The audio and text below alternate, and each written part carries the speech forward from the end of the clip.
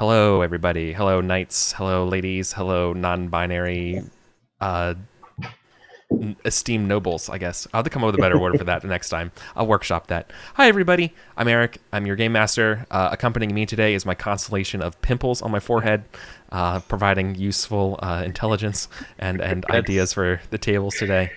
It's usually how it goes. I don't know. Is that what you call me in gym? Is that... God, no. You two are the bright spots to my tarnished self. All right. Anyways, I'm super excited about today. I've been prepping and doing all this stuff for this session. Last year was super fun, and I'm excited to see what happens this year. Colin, tell us about you. Tell us about your character. Oh, hi, I'm Colin. I'm very tired. My character is Sir Gareth the Hungry of Winterbourne Gunnet, a chalky little manor to the east in Salisbury. My pronouns are he, him, as are those of my knight, Sir Gareth. Jim. Yeah. I am Jim Davis, is real Jim Davis over on Twitter, and I'm going to be playing Sir Erwin of Cholderton, who is having a year and and is looking to prove himself worthy, et cetera, et cetera. He, him pronouns, and I do think, I think that's where we're at. 1610 glory is what I'm at the moment. Oh, right. I was Tight. supposed to... Man, that's embarrassing. I'm only at 1275. That's because your dad died super early. All of that's inherited. Yeah. That's inherited wealth. Yeah. Slash, Yeah. no, he picked himself up by his bootstraps, didn't he? Right. Right. Okay, cool. So I want to jump into this game, but right before we do, I have something prepared. So last year, we saw that during the winter, Colin's character, Sir Gareth, composed some poetry or like a song of some kind for the year. And while I'm not going to say that I have something completely prepared, I am going to rip off of the great artist known as Anonymous, who wrote The Enchanted Shield, stories of chivalry and romance back in 1821. And I gently modified it so it sounds more like Uther. But anyways, it is. Here we go. This is my attempt at it. Knights of Uthers, all around, for feats of valor far renowned, and deeds of high acclaim. Shall Britain call in vain? Arouse, and snatch from her invaders' brows the blood-stained wreath of fame. So there you go. That's the tone. All right, I'm super excited for this game. So let's get into some solo events. I generated a couple solo events before we jump into the sort of like Easter feast and dealing with everything about the realm. I had some things come up in your all's manors, generating things that we should take care of. So I'm gonna start with Sir Erwin, okay? So Erwin, we're gonna zoom over to Cholderton, your estate. It's early in the morning, right? Maybe this is like January, early February. We see you getting ready in the morning with your wife, Lady Glessic. And she has a very concerned look on her face with you. Okay? She is stressed about this past year, and she proclaims to you like something to the effect of, my dear husband, our manor, and like maybe she brings in the books too, right? It's like our manor is just in dire conditions, and I implore you that we must reach out for assistance. And before you respond, you can totally tell, even though you don't really know her that well, she's also hiding something from you. Okay. She's not giving you the straight truth. All right. So it has been weighing on Sir Erwin's mind as well since returning from the battle last fall, I guess it was, or last summer rather. And he takes her seriously. He even after, I guess, maybe this short time together, he sort of sees that she has a head for this kind of thing. But let me see. I was planning on us attempting to. Let me see how I want to respond. I'll let her know we are. I mean to go visit the Earl at some point soon, as soon as the road's clear. But we do need help, and I think that it's. He's troubled. Erwin is, yes. Good. But he's not going to press this thing that she's hiding. He'll just make note of it and see if it comes out later in conversation. She touches your face gently, and she says to you, "Now I admit that perhaps this past winter I have learned and grasped the terrain of Cholderton better than your mind. But I am very pleased that there is a space for you to hide such pride that many knights have." And she's very happy with you about that. Oh, excellent. Okay, cool. Also, in the winter here, something happened between you and Uncle Minddog where your Uncle Minddog owes you 3 favors. Okay. Called upon at your whim. Do you have any kind of idea maybe what would happen that would have caused that? I'm not sure. I know I was started to think about it earlier, but I will. It's all good. Yeah, I'll reflect on it a bit more because I'm trying to. He's the family's bastard. Yeah.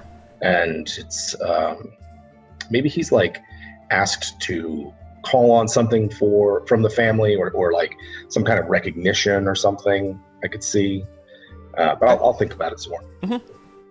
Look, it's no worries. It's not going to come up immediately, so like that's all good for me. Something that I rolled up that was interesting. Cool. We'll jump back to you for a little bit of some other things, but first I want to go over Sir Gareth. Sure. Colin. Sir Gareth, guess what? You have a knight visiting you this time around. It's Sir Frayed. Sir Frayed is everyone's favorite purple rampant cock on the white background knight, teacher's pet. I literally rolled that randomly. It couldn't be better. He's come to visit you and discuss the borders of your estates. You see, he got married last year to Erwin's love that he was courting, and along with her came a couple manors, and one of them is right next to your manor, and and it's a little bit questionable where some blackberry patches are and like who they land on a hill, right? And so they've come out and being like, hey, like, can we just talk about where this is supposed to go? Where can we draw the line somewhere, my friend? Right? And he's been very just about his proposal. Whether or not you believe it to be just, that's fair, right? And so like perhaps we're looking at the map together at your house, and he's like, well, it's not clear to me whose land these blackberry hills lie on. The records at Tewkesbury have been neglected, to say the least. I don't blame you. Maps here don't always serve one. This is all chalk, you see. Yeah. It's a very porous rock. It moves. This river, like a serpent, wriggles. Mm. You're very knowledgeable about such things. Well, I have lived here. I did not inherit this from a wife. Can you test your hospitality to see if this is like a constant string of sort of like you chiding him, or is this sort of just like how he takes it? Yeah, I think he is very much That's okay. Yeah, that's good. He's not trying to be inhospitable, but I think he doesn't like. We've established he doesn't like Sir Frayed, so he is he's not going overboard in any like this is just minimum stuff, right? And so I think we have that awkward pause for a moment when you kind of like slight him again, and then maybe like speaking for your character, like you kind of laugh and like relax, I'm joking, like you have that sort of like awkward tension thing, and like he feels a little bit disarmed about it, but you're really not joking, but also it's not enough to being brought up. Totally. Cool. Well, so he suggests that we all ride out together to out to the hills to go kind of see the land itself and come up with a fair proposal. Okay. Yeah, that's fine. Yeah. I think generally Gareth here is trying to betray nothing about what he wants. Sure. And is using that negotiating tactic of not talking so the other person talks. Sure. Okay, so then I'll lead the conversation a little bit more then. So I think Sir Frayed, first thing comes up, he wants to know whether or not your squire's coming, because his isn't here. Have you needed some hand you lands while we ride? Your mic went a little quiet there. Can you repeat what you said? Have you need someone to hand you a lance while we ride? No, I'm just wondering if you also honor Saint Honore's day and give the knight or give a squire quiet contemplation as well, or do you need them today? My squire is allowed to do as they will once their duties for the day are complete. If they are not here, then either they have completed their duties and are taking their time, or they have not and are trying to escape my wrath. They're when here. I walk the estate. And that's when he comes in. He's like, "Hey, how's it going, sir? Oh, Sir Frayed, nice to see you." This is Beryl, by the way, the dude who got dunked in the river. Right. Beryl. Beryl is very nervous in front of Sir Frayed. Beryl is technically to be a knight, but Sir Frayed owns his manor. So, so Beryl's like very like, oh, it's the boss, it's my landlord, it's my right. So he kind of feels like there's two masters here in a way. Good. You know. Good. This is exactly the kind of fire that I want to throw him into. Yeah, this is exactly. So you know this, right? Cool. So, anyways, then smash cut to you all are traveling through the woods here up to the blackberry patch, and there's a fell breeze that blows on the air from the north. If you feel like your character would be aware of such things, of folksy things, feel free to make a folklore test. Your mic just cut out again. Is your connection okay? No, I'm manually muting myself because we are watching my parents' dog and she's Right. happy. Understood. I'm not gonna test it. I think that Gareth puts zero stock in the folklore. Like, it's nonsense. It is can't. No. Yeah, makes sense. Makes sense to me. I want to see if Sir Frayed. I'm gonna test Sir Frayed's here though.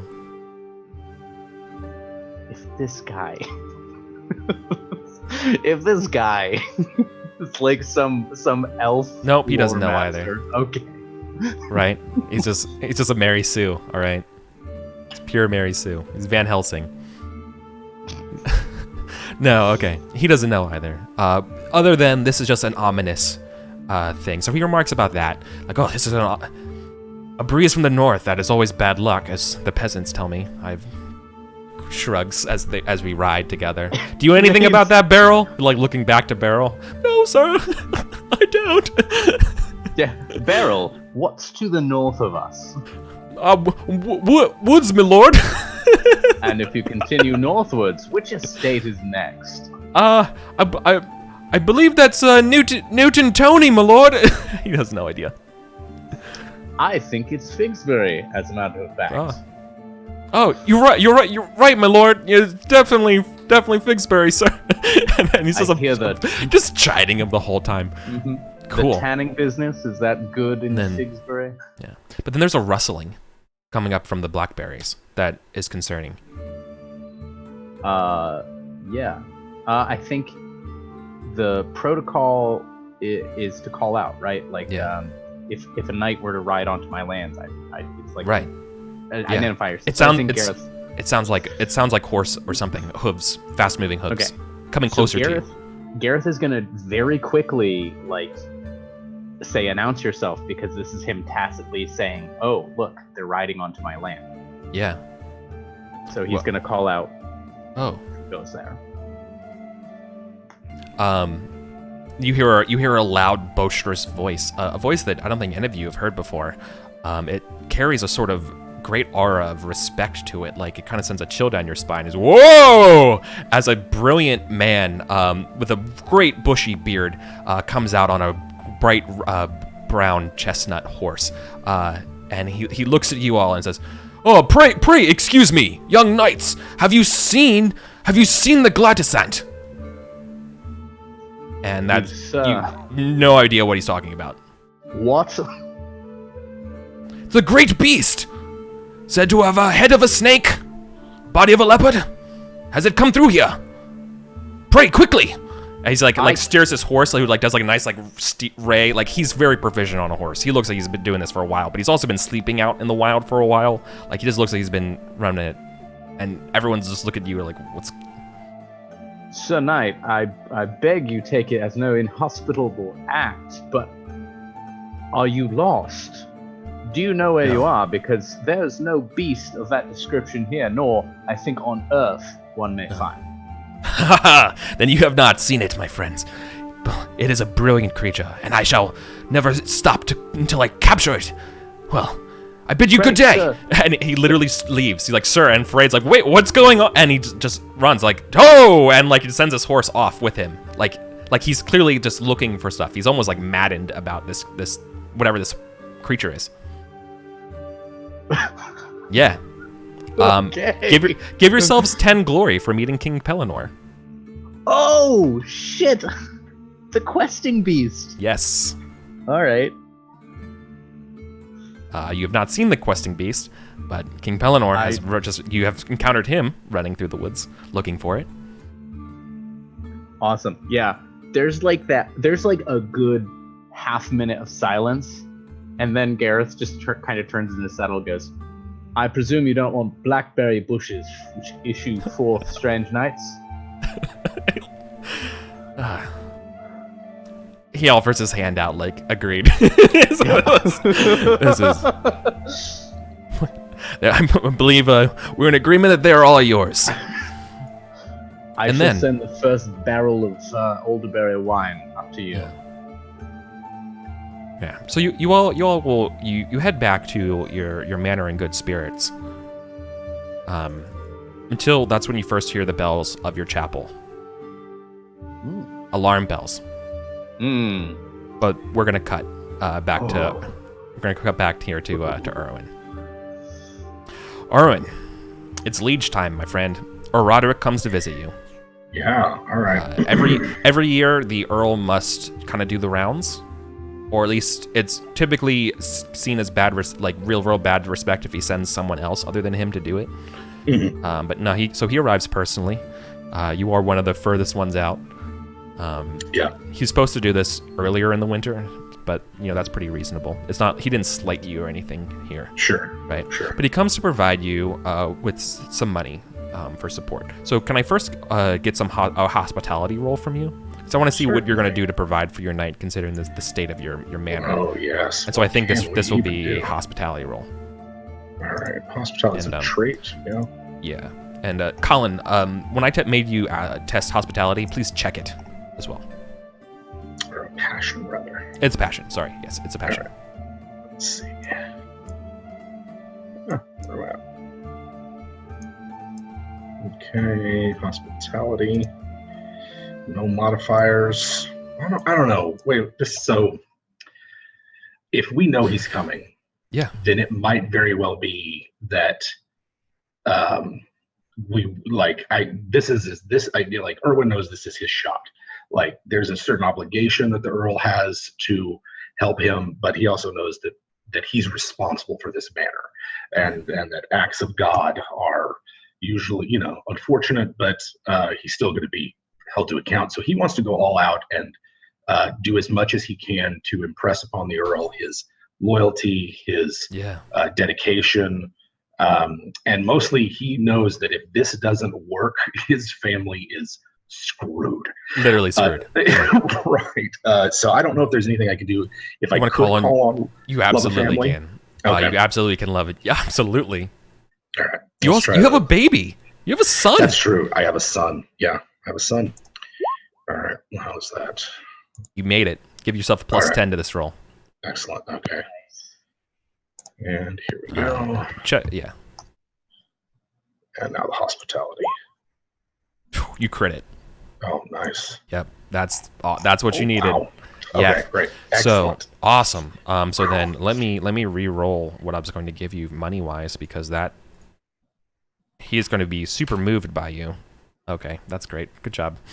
Okay, he's super moved by you, and to speed things a little bit. He looks at you all. He looks you up and down. He hasn't caught you managing in the fields yourself, right? No, Erwin is keeping that in his back pocket if things get really bad. Right.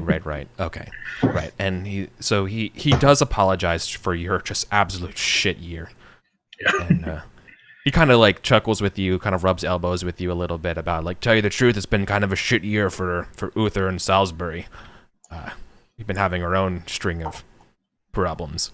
It's kind of relating to you, but look, I like what you're doing here, and I appreciate you have clearly have gone out and you care for your people, and you care for your baby, and you know, as a new father myself, and he kind of like gives you a little bag from his pouch of money. He gives you 4 librum, so you can live this year as a poor knight. Then he's like, and here's a little bit extra for your kid, and he gives you 1 extra. He gives you 5 librum, so that can go into your expenses. It's early on in the year that I'll allow that for you to have it, because literally being impoverished is like -15 to everything. Your entire place would just be destroyed. You have to do something. I had 1 left over after all of the stuff was removed. Yes. From last year, and then brought in 2 from the dowry. So that would be 8 librum that he has right now. Is that enough to? That's not quite enough to cover everything for the year, is it? No, that you're living as a poor knight, which is the result of this. It's not enough so that you're going to be normal. So you're still going to be at disadvantage come the feast and stuff like that. But the Earl would be a bad Earl if he didn't provide for his knight in this scenario. And it's like an act of God. It's not negligence. Sure. Right. And he does tell you, like, you know, whatever you have done to cross the gods or the druids of these hills, make it right. And he actually talks to your wife for a second too, and says, like, you know, and you know, I have heard reports of your skill in this place, and I have you have the Earl's full faith here about keeping Chalderton up. And well, anyways, I wish I could stay longer, and I have many more manors to see. Sir Frade has been writing me incessantly about staying over for some honey cookie crisps his wife keeps making. Anyways, I can't. He holds his belly. He's like, can't say no to that, and he bids you farewell and enjoy your stay. Yeah, cool. And so, Erwin will go back to the business of saving his estate. Yeah. Speaking of saving your estates, Colin, you're being raided. You're being raided by bandits, my friend. And you are, can you roll awareness as you and Sir Frade are intercepted on the way there? For fun here, because this is going to actually be an extended combat, I have a Sir Frade character sheet. If Jim would be so kind to run it. Yeah. I don't think I set up the passions in it, but they would be 15, like default Kimrick 15 if they were there. Otherwise, they are what they are. Cool. So you just crit awareness. Okay. You'll catch them by surprise. Them meaning it is, this is going to be a tricky situation. You're dealing with four bandits and led by a Saxon warrior. Okay. The Saxon warrior is clearly like the leader here. Possibly ransomable. You're not sure. That would require like, I think with the crit awareness, so you should check awareness if you haven't already. I would give that to you as an increased effect of that critical. Yes. This person isn't just a regular old Coral. Coral. I don't know how to say it. Sorry. Coral. They are someone of maybe like a sergeant-y person. Not a noble, but sort of like a man-at-arms type. You know, no joke kind of boss, lieutenant-y type. Okay. Okay. So you're on horse, Sir Frade's on horse, your squire's on horse. These people are kind of like creeping along in the grass. The bells and the sounds of the cries of people coming from your town can be kind of heard in the distance. The smoke, but this is what you're dealing with right now. Okay, no hesitation. That he's worth money. I want him. So Gareth is going to spur. I'd like to test my hatred of Saxons. Oh hell yeah! I mean, they're attacking your goddamn house. Yeah, I don't naturally. It's a diehard situation. Much, actually, I only have a 10. Okay. Well, you made it. Right. Ooh, give yourself plus 10. Plus 10. Okay. And and I think you should check your hatred of Saxons here. Yeah, this is it. I just got a nice blackberry patch, and then they're gonna try and burn down that shit. Yeah, it's afraid. It's like no good deed goes unpunished, my friend. Onward. And he's this one's, and you're like, this one's mine. You start galloping towards him for sure. Oh yeah. All right. Yeah. He is not mounted, so I get a +5 from that. Yes, exactly. Okay. And he'll get a -5 against you. Dope. Eat it. Yeah, it's a crit. Okay. Yep. And crit. Where's the damage? Every time I have to relearn how to navigate this character sheet. Yeah, it's always on the stats tab. Yeah, it's never There great. it is. Normal. Oh, there's a button for critical. Wow. 29 points of damage. So he technically gets to fight you back with a 9. He does succeed, so he gets to use his shield. So he will get to add. Oh no, wait, I don't have to roll for it. Just 6.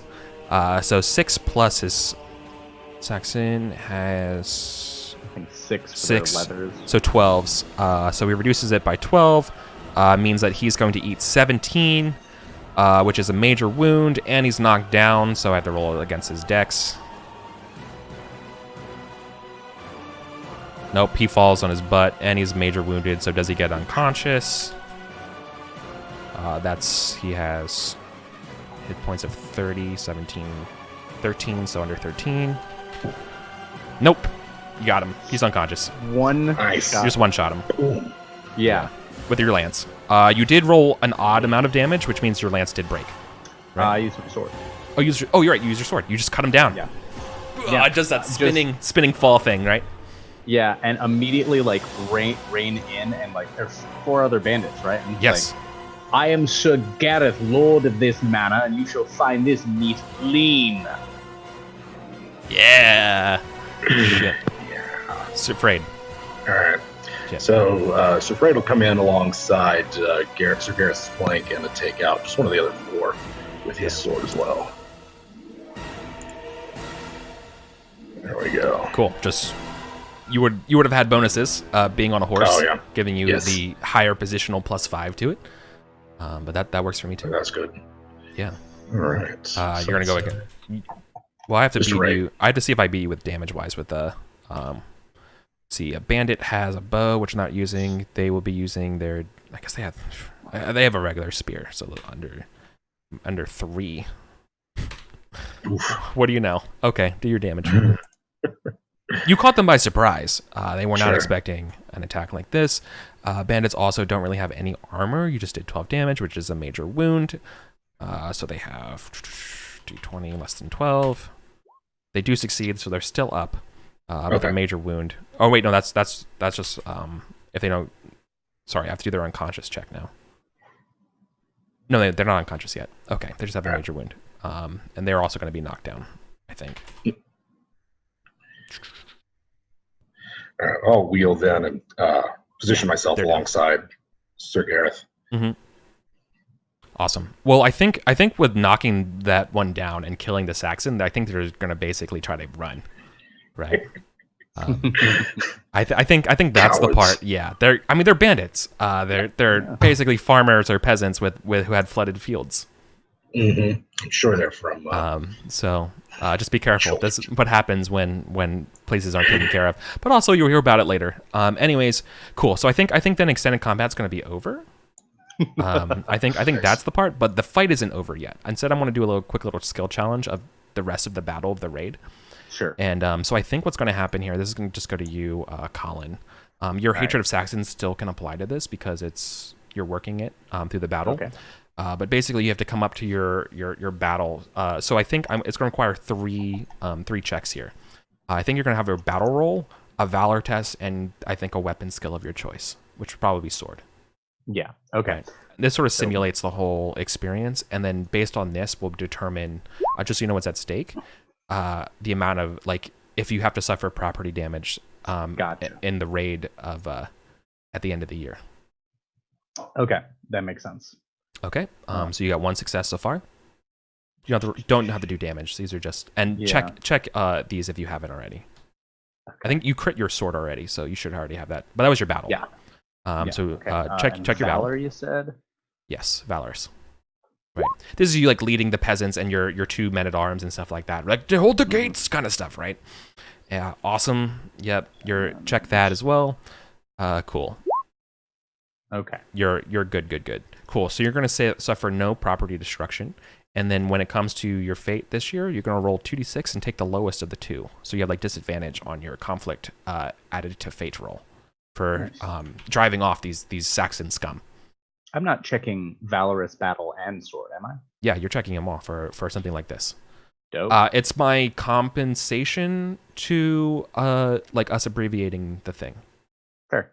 Okay, cool. I guess also if I'm risking that much property damage. Yeah, exactly. So you succeeded. Well done. So then we kind of have that scene of like afterwards, seeing who's hurt and that kind of stuff, right? But otherwise, everything's okay. You're not hurt. You know, Sir Frayed, we got there. The cut scene is like, you know, we got here just in time, kind of thing, right? So, Yep. Cool. Dispatch immediately a runner or something to Sarum to actually report that, hey, a Saxon raid happened. It's taken care of. Yeah, cool. So then let's roll Loyalty of Your Lord. Getting that message, right? Yeah. This will be his response to you. Loyalty Lord, there it is. Boom. Is that a success? Ooh. Success, almost a crit. I know. You would have liked what I wrote down as the answer for a crit. But you get $2. 2 Librum. Nice. As a thank you. So nicely done. Cool. That's our pre-feast events. And when we're ready, I will move us to the next big old thing, which will be the feast of this year of 486. So is the 2 Libra for the ransom of the Saxon? No, that is not for the ransom. That is for just thank you from your Earl. Ooh. The actual ransom, you'll have to deal with that at the end of this year. Okay, right now he's just in my wine cellar. Exactly. Okay. You're just holding them up for now. Okay, fair. For the record, let me roll a quick name for them. I have a table for that. This is when you play with me. I have tables for things. Yes. I'm calling him the Saxon War Pig because Asswine. His name's Asswine, so that's good. In the wine cellar, so that's pretty good. All right, Asswine. I'm sorry, it's probably pronounced differently, but it's like Ashwain or something. Ashwain. Yeah. Okay, Asswine. As you say, Asswine, you dare come to Winterborn Gunnet. Oh, that's good. Cool. All right, moving right along. We're going to go to our Easter feast for this year for 486. Every year, Uther holds court for a feast. I forgot where it was last year. It wasn't actually in Sarum. It was somewhere else. But I remember this time it's held in Windsor. So that's where we're going to be. Windsor is up a little bit north of Silchester. Maybe it's in Silchester. I'm not a doctor, so don't tell me if it's where it's actually. I don't know. Don't trust me on it. But it looks like it's part of Silchester. But anyways, this is the great feast you wrote up here with your Earl and the whole retinue. This is where we're going to hear all the gossip, all the juicy gossip, all the great rumors, all the food. And before we jump into that and play in the actual feast game, I have another pressing announcement or a pressing thing that's going to require y'all's actions based on what the other NPC knights did, because I do that shit because I'm a wild dungeon master. So before it begins, so this is like maybe like the day of when you all get here.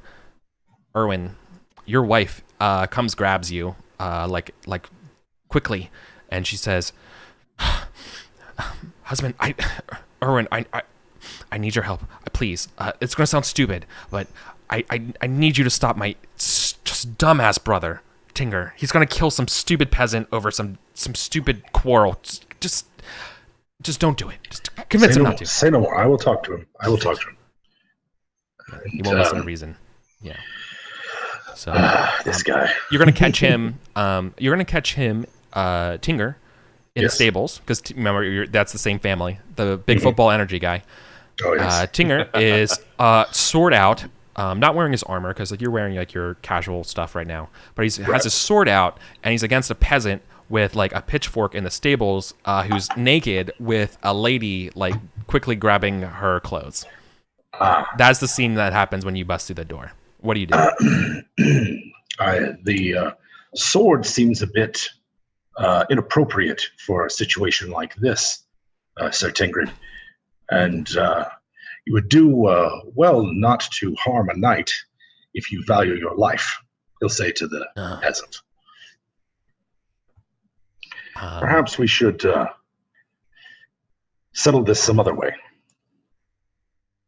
And it looks like Tingrid is mad about is he saying anything? I mean, yeah, he's going to say, I'm going to kill you, how dare you sleep with her, kind of thing, right? She was mine, like a lowborn like you sleeping with a lady kind of like thing. And so clearly, without no intrigue roll needed here. Right. Clearly, his love found someone and was rolling in the hay, literally. Ooh. And he's... Do I recognize her? Yeah. She is one of the retinue. From Earl's court. This is, I think, Lady Elaine. Lady Elaine. Okay. Sleeping with a lowborn peasant. Lowborn from Silchester. Goodness. All right.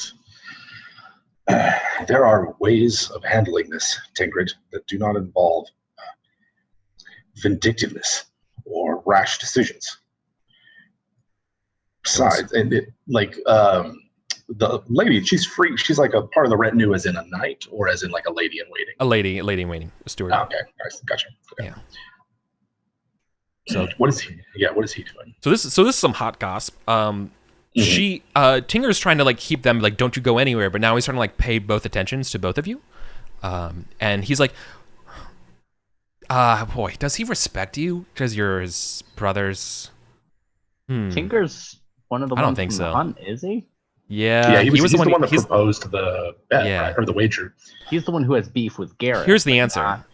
Here's the answer. I'm going to test. I don't have his sheet, but I'm going to test his. I'm going to test his indulgent. See if he passes his indulgence. Yeah. Yeah, he's drunk. So no, he's not thinking clearly. So he is going to be up against. He's going to say like, oh, so this is a duel between me and you then, knight. Brother-in-law or not? If it would satisfy your passion, then I'm happy to duel you, but understand that in your drunken state, it will not be much of a contest. I could beat you blocked out. Have at thee. And he kind of finds a space to fight you. Like he's not gonna like come at you right now because that's super dishonorable. And he's knights don't do that. So now it's like, let's go outside and like actually have a fight then properly. Sure. Yeah. Now keep in mind your wife does want you to not have any sort of fight, but this is totally normal. Yes. No, she doesn't want us to have any. I just want you to know that like the bonus objectives here in the quest menu of this video game are, her intentions. I can see that. Rushing through. Yeah. Okay. She doesn't want. He's thinking like he doesn't want this this poor stable boy killed or whoever this is. Yeah. But he doesn't intend to fight Tingrid. If Tingrid looks like smashed, then he just sort of wants to wear him out and get him in a position that he yields. Sure. Let's oppose strength tests maybe. All right. Yeah. So it's a little bit more grapply. Yeah. He's trying to list. In fact, depending on what the, I'm not even sure that Erwin has drawn his sword yet. If that's the case, yeah. Oh yeah, I mean you can tell me if he doesn't. If you don't draw your sword, he puts his sword away. It's like fine, we'll fight man to man. Yeah, I'm not gonna have a sword out. Yeah, totally. Yeah, I'm not gonna have a sword out. All right, good. All right. I'm gonna rub your face in pig shit, like as he like charges you. All right, here we go. Let's see. I would love to impress my wife with this because I would like to, I'd like to show her that her family is important to me, that he means well. That he has that you have the option of putting his face in pig shit and you don't. Right, that kind of thing. Let's see what happens. Yeah, so here we go. He fails. Oof. But you crit fail. Boom. Yeah. Okay, so you both fail. So no one, I think, but you fumbled though. Yeah, that's bad. Tell me what would be the most embarrassing thing to happen to you in this scenario? I mean, I think probably the most embarrassing thing is that it gets more aggressive than that he means to. So like if Tingrid's like, oh, I'm gonna rub your face in pig shit and kind of like comes at him, then they start to grapple, wrestle, and that Erwin forgets sort of what he wanted to do, and there for a hot second is wrestling with a drunk knight in the mud outside the stables. Yeah. So I think the answer is that you both get covered in shit then. Easily, yeah. Yeah. Okay. So that's awesome. Because I can't resist. This is right before the feast. Mm-hmm. Yeah. So the impoverished knight who had to accept his lord's money to get up to almost respectability comes in. He's going to be covered in it. Yes. Not alone, though. Not alone. Not alone. That will be. The other person is dead drunk. This is.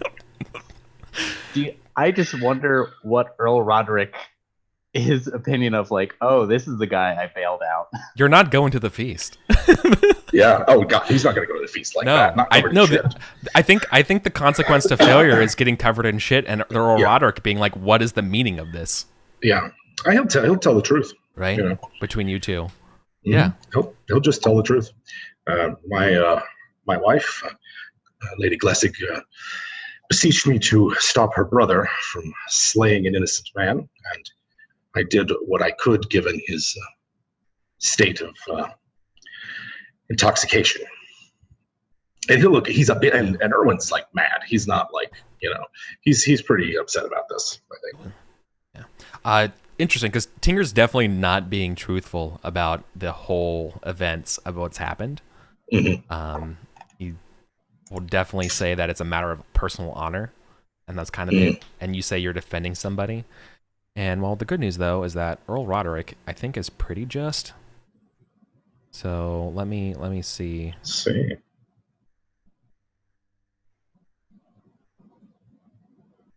I believe he's pre-constructed. He should have his stats somewhere in this book.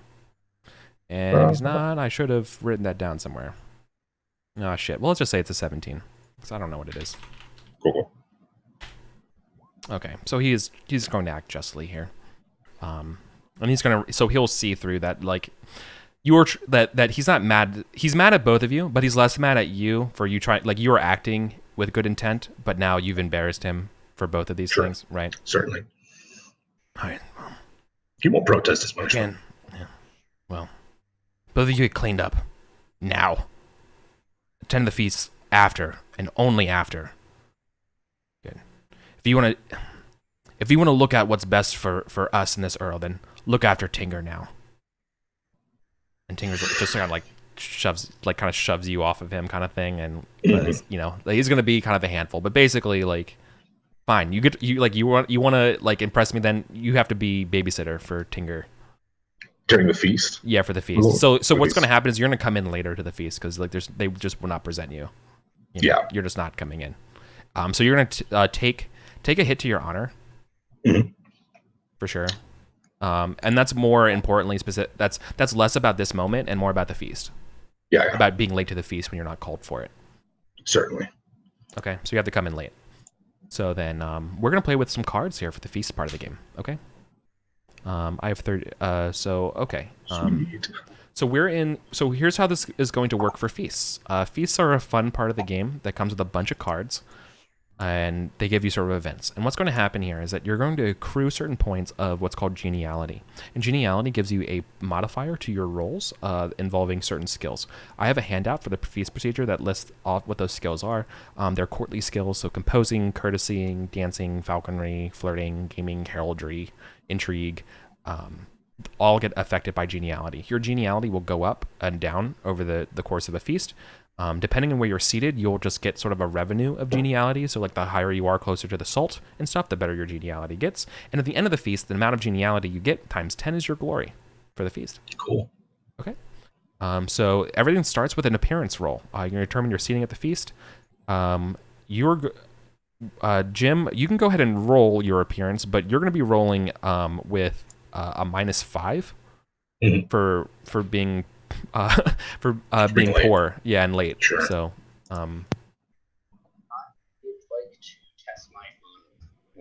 you are quiet, Colin. Oh, there you go. Your mic sometimes misses your first couple things. Yeah, when I'm manually doing it, I think it doesn't start picking up immediately. I'd like the boost doesn't come in. I'd like to test honor, because I think what for? This is our like big Christmas feast, and I Easter. think Gareth, yeah, Easter, right? And this is our first Easter as knights, and I think for Gareth, he wants to uphold the idea that like this is what a knight of Winterborn Gunnet looks like. Like I have to embody that. I think everyone's doing the best they can there with that. I don't think that this is an honor test. Okay. Your personal honor is not at stake. Or the honor of a knight isn't at stake. It's just your general appearance. Okay. This is just an app roll. Done. Awesome. You succeed. You're going to be near the salt, so you're going to be accruing +1 geniality around. Okay. I will move us over to the game screen, so I think we can all see this. Yeah, you move yours down to near the salt, and you're going to be accruing these little coins at the bottom, geniality. They should be controlled by everybody. Slick setup. I like this. All right. So once around, you can do that stuff. Jim, go ahead and roll. Already got mine there. Oh, -5. Oh my God! You still succeeded. Did it. Yep. Wow. Okay. So what's going to happen is you're just going to skip 2 turns of the feast because of you're getting washed up and stuff. Is that okay? Yeah. Cool. Yeah. You cut out a little bit there, but yeah. Oh, sorry. Yeah. You're because you're getting washed up. We're gonna. Yeah. Okay. Let me see. I think I have a music thing for this. Yeah. There we go. Okay. So when you are, so no one's sitting above the salt, which means your cards are eligible. Here are your actions on your turn. So nobody here is indulgent, right? 16 indulgent. Nope. Nobody's here is chaste. 16 lustful. No. Cool. So then here's what you can do. You can draw cards. You can gossip. You can indulge. You can flirt, and you can game. Those are your 4 options here, and I realize I don't have the deck showing here, and I need to show you off that deck. Where is the deck? It's the feast deck. All right. Oh no, I do have it. It's right here in the bottom right. All right. Colin, what would you like to do first? Gosh, I'm torn between gossip and draw. I think I'm going to draw cards because I have no idea what those are. The feast is 4 turns, so feel free to do everything. I'll start drawing a card. I want to see these cards. Hell yeah. Draw a card and just put it on the table, and I'll hit Z and zoom it up for everybody. Okay, draw. 1 card. Boom. You draw 1 card because of your honor, and your right now it's 1,000. There we go. Higher honor, you'll draw multiple and choose. All right, should be on the table. You got another knight ask you if you can lend him money. Roll 1, 2, pay a debt. 3, 4, buy a lady a present. 5, 6, ransom a captive. This is for the reason. Oh, so let me roll that. That's for the reason. A 1. So it's to pay a debt. Do you want to give money or do you want to decline the request? I think this very much falls to whether who the knight is. No problem. No. That's good to know. Yeah, and the only thing that matters for Gareth is if this is a total nobody, he's gonna lend because that's a favor he can cash in later. It's one of Tinger's brothers. Wine. Oh, then I think I'm gonna test something. He doesn't because you don't know it. Because you don't know how you would respond to it. Yeah, it's Berwick St. James. It's the town of Berwick. So it has to be one of them. Even better. I'm willing to share this with you. Wine is a dick. Wine's high trait is cruel. He's also a pagan, if that matters too. No, we don't necessarily are against paganism in this game, but just so you know. No, I'm British Christian, so we get along better with the pagans than the Romans. So syncretism. Yeah, I don't think he does. I think Gareth is Mark, and this is to pay a debt. No, that's Mark, selfish, cruel, or arbitrary. And this card offers no geniality bonus. Selfish, cruel, or arbitrary. I'm gonna push cruel. Okay. I don't think this is selfish because it would be selfish. It would benefit him to like make a friend or make amends. And this isn't arbitrary. It's fair for the satisfaction of hurting someone related to Tinker. We'll just go ask someone else. This is just cruel. Like Gareth is being mean. I love that shit. Awesome. What a great game. Also, I really, really appreciate how you all are really introspective about your all's characters and telling us what you're thinking and explaining that stuff and maybe using the rolls too when necessary to figure it out. I love that shit. This is peak Pendragon. As far as I'm concerned, like that's what the traits are for. Mechanically, only 16 or higher is supposed to like matter in the way that it dictates what you do. Yeah. But they're all it's all data. It's all information about how to contextualize someone who isn't you. Love it. Anyway, beat the bricks, Tinker related heroic scene. New round, more geniality. What do you want to do this round? Gossip game. We're going back to you because remember Jim misses 2 rounds, so you get to go again. Okay, then now I go. This is a 4-round feast. If I didn't say that already. Yeah, I will gossip now.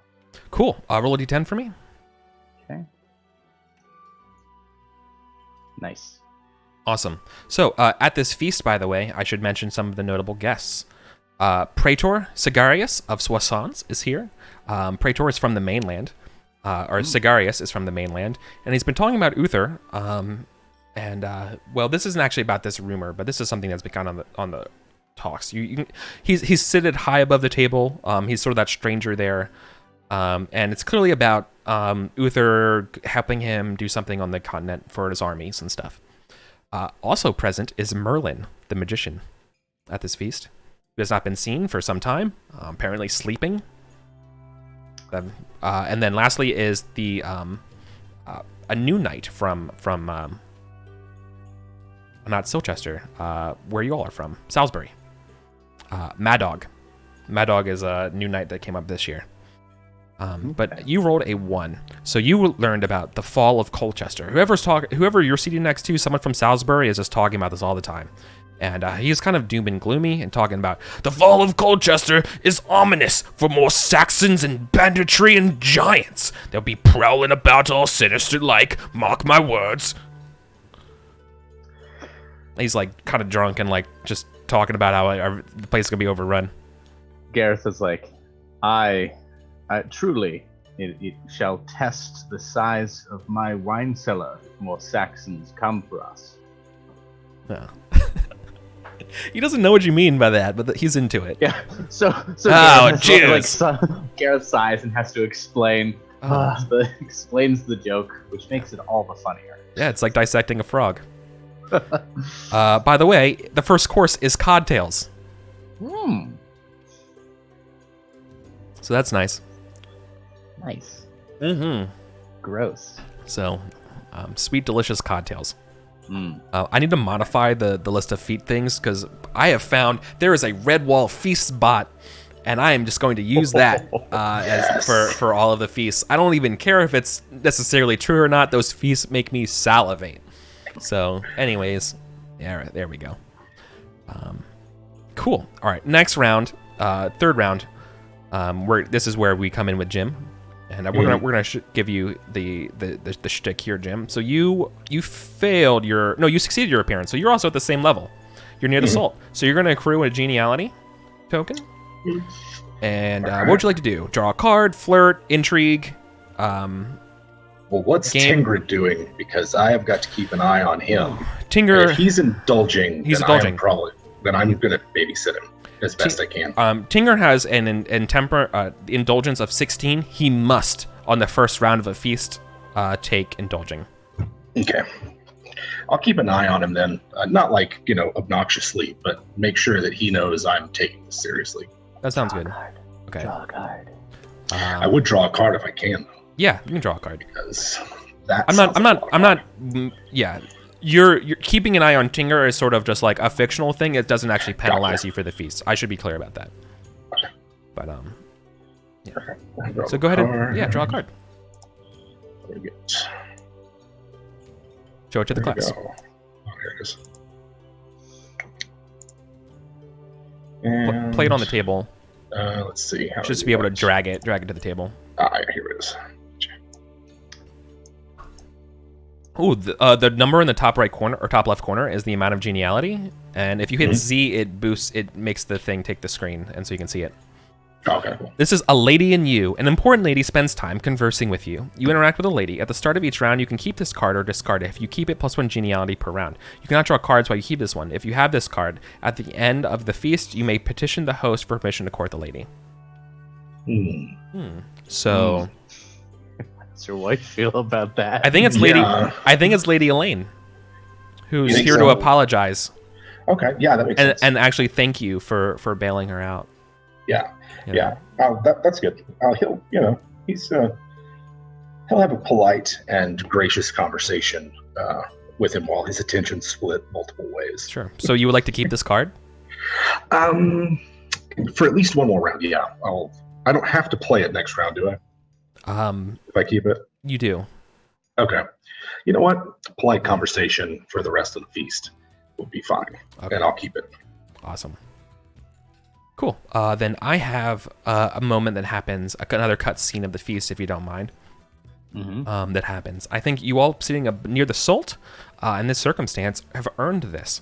You hear a conversation between Uther that's taking place between Uther and Merlin. Uther is kind of agitated with Merlin and says, "I need a weapon, Merlin, a powerful one that the likes this world has never seen, that I will yield and grip and subdue Britain under me. I need your power so I may smite my adversaries." And Merlin's just kind of like rolling his eyes while he's saying this stuff, because this is the shit that Uther talks to him all the time about. And he's like, and Merlin goes, "Do not speak to me of your needs, Uther.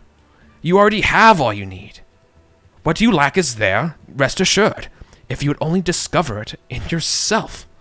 Tell me, Uther Pendragon, what is the virtue of a sword to conquer a realm if the wielder has not yet conquered himself? A sword unites, but can you rule with it? Can you rule yourself with a sword?" And Uther's like, "Well, first I must win the battle to be king, Merlin. Then I will find a way, just as I always have. With you on my side, we offer such stark constraint," as he grips his fist in a Brian Blessed, Henry V kind of way. All right? And Merlin again, it's just nasal bridge. "No, Uther, those are the exact same conflict. Two fronts of the same campaign. If I will give you this sword, you will do one thing for me. Promise me, king." And Uther's like, "Anything you ask. Benight time and bring it to this court. Make it your brave companion, Uther. When things are good, time will never hurt you. And when it's bad, it will comfort you. Patience. Patience, Uther. Discover patience. If you do that for me, then I will procure what you so desire." And give yourselves all 20 glory for witnessing that and hearing my sweet acting chops. Yeah. I wrote that. Nice. All right. That is not written from Anonymous, from A Tale of Enchanted Stuff. That is straight off Eric's dome.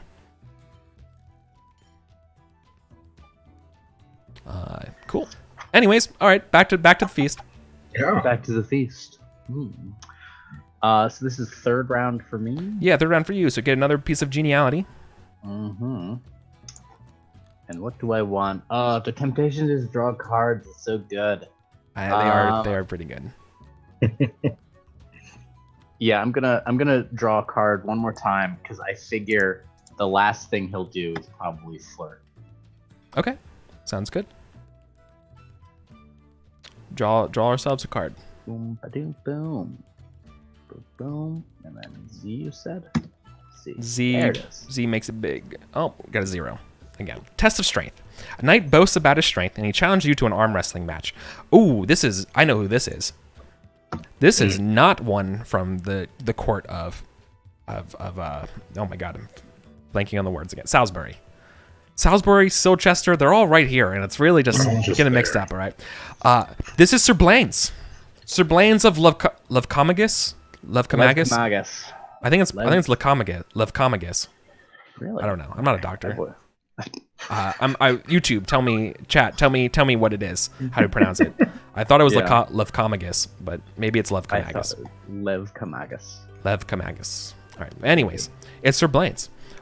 He's feeling pretty good, and he's like, you there, you are a knight of the realm of Salisbury. Have it. I am. Let's have it. And he like rolls up his sleeve, and you see he's got a nice bulging bicep. My strength is not good, y'all. This man, yes, but intrigue wise, none to know. You should know this is the rival of the Earl. All right, then. Ooh. Yeah, I think this is. I'm gonna tap loyalty to my lord. Chat just writes love Kamagas like it helps. That's so good. Thank you, Big Spoon. Thank you. Sorry, I interrupted you, Colin. Tell me what you say. I'd like to see if I'm inspired by my love of Roderick. Yeah, totally. This is the great time. Otherwise, like not super something that. No. No. Oh no. Take a -5. Uh-oh. I think it's the nerves. I think it's literally the nerves of doing this. I love that Gareth talks a big game, but as soon as he's actually in court, he fucks it up. It's exactly what happened with Lycus the Wolf, remember? Yep. Oh, Okay. This is great. All right, so you're taking a -5. Christ. He's going to call on his own hatred of Salisbury. Okay. So I succeeded. I didn't fail. So then I think this might be He okay. beat me. No, this is that was his hatred. Oh. This okay. is the rivalry between you two. Oh shit. And he's in this just as deep as you are. This is the name character. He's important. Just Yeah. kidding. Everyone's in. I name every character. I love that Gareth is just like not super into this in the first place. Oh, Can't yeah. even like this is not why he came here. So this is 14, but plus 10. Is that how that works? He got plus 10. It says 16. So no, I should have done it under 20. No, I'm sorry. It's a D20 under. No, it'd be 24, so it's plus 4. So whatever that is, but it's fine. He gets a 10. He beats you. Yeah, because he gets a plus 4 to it. I would expect that he Yeah. would beat me. Okay, but it's a partial success. The Earl Roderick isn't disappointed in you or anything like that from the test of strength. Okay. So he wins. He moves on to challenges other players. You must give him this card to another player. If you do, -1 geniality. That player must play this card next turn instead of drawing any cards.